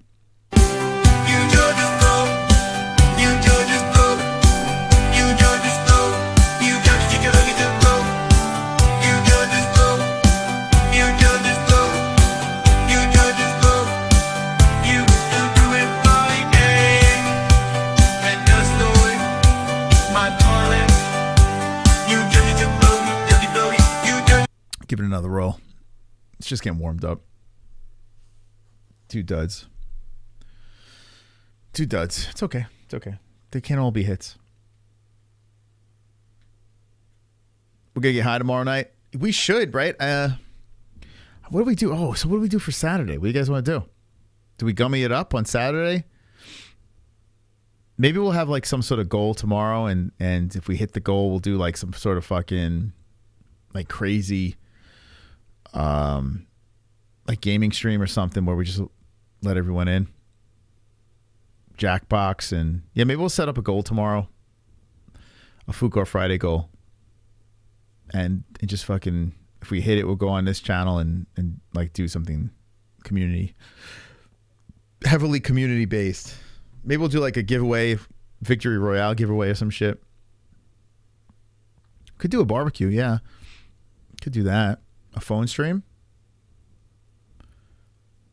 Would you guys rather a gummy gang or a phone stream on Saturday? $7,500 goal. So it's just to sing karaoke and just dance. That seems a little steep. You judges blow. You judges blow.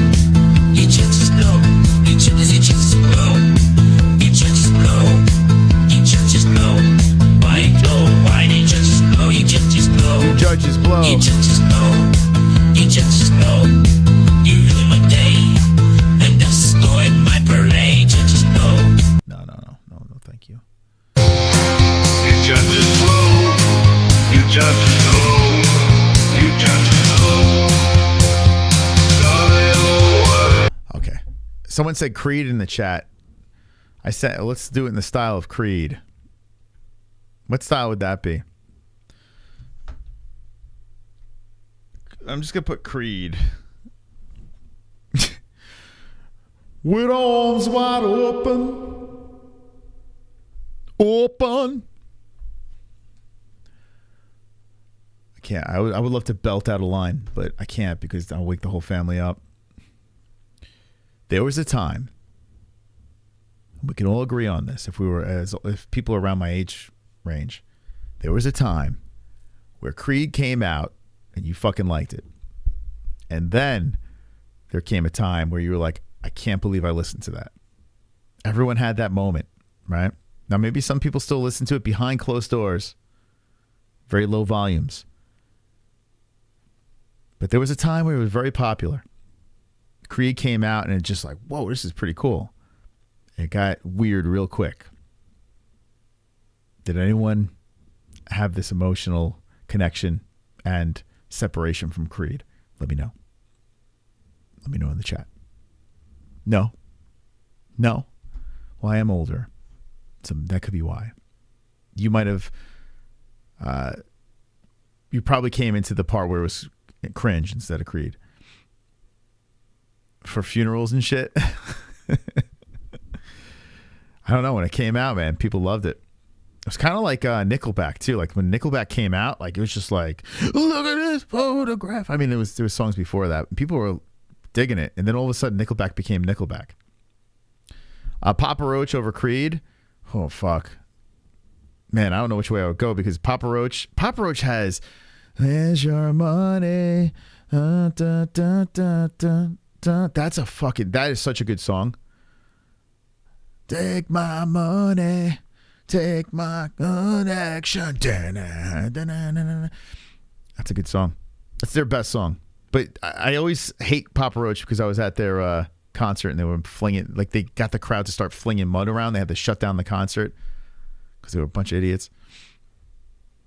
But that guy's still doing it. The lead singer. He's still doing it.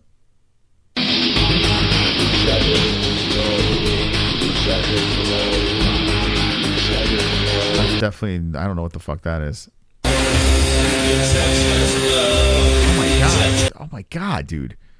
What the fuck is going on? The hell's wrong with you? I don't have enough credits. I have officially run out of credits.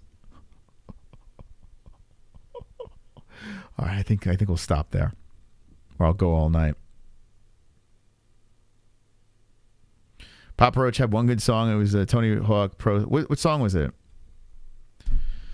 Take my money. That song is so good, man. I hate saying it because I'm not a Papa Roach guy, but that song is very good. I always like that song. All right, guys. I had a blast. Thank you for stopping by. I appreciate your company as always. There's no way. Look, Roadhouse brings the views. Thank you, guys. Appreciate it. The MMA-HOLES is the channel. Go subscribe over there. This is just our fortress of solitude. Good night. I don't know what that means. What does that mean?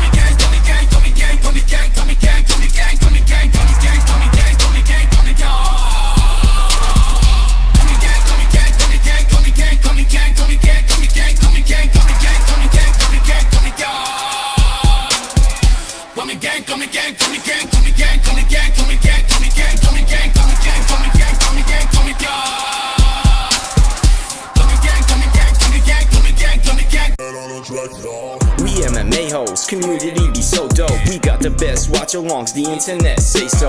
Who you gonna pick now, the over or the under? Chris will give his picks out, and I don't trust no other. Main card or the prelims, it don't really matter. UFC fight nights and pay-per-views on a platter. Toe holes and omoplatas, blood nose and split bananas, thug rolls and empanadas, big bowls of marijuana. Gummy gang, gummy gang, gummy gang. I need 2 joints to hang in the homie Craig gang. I'm grinning ear to ear, amped up, showing things. It's time to watch the fights, beast mode, watching bang.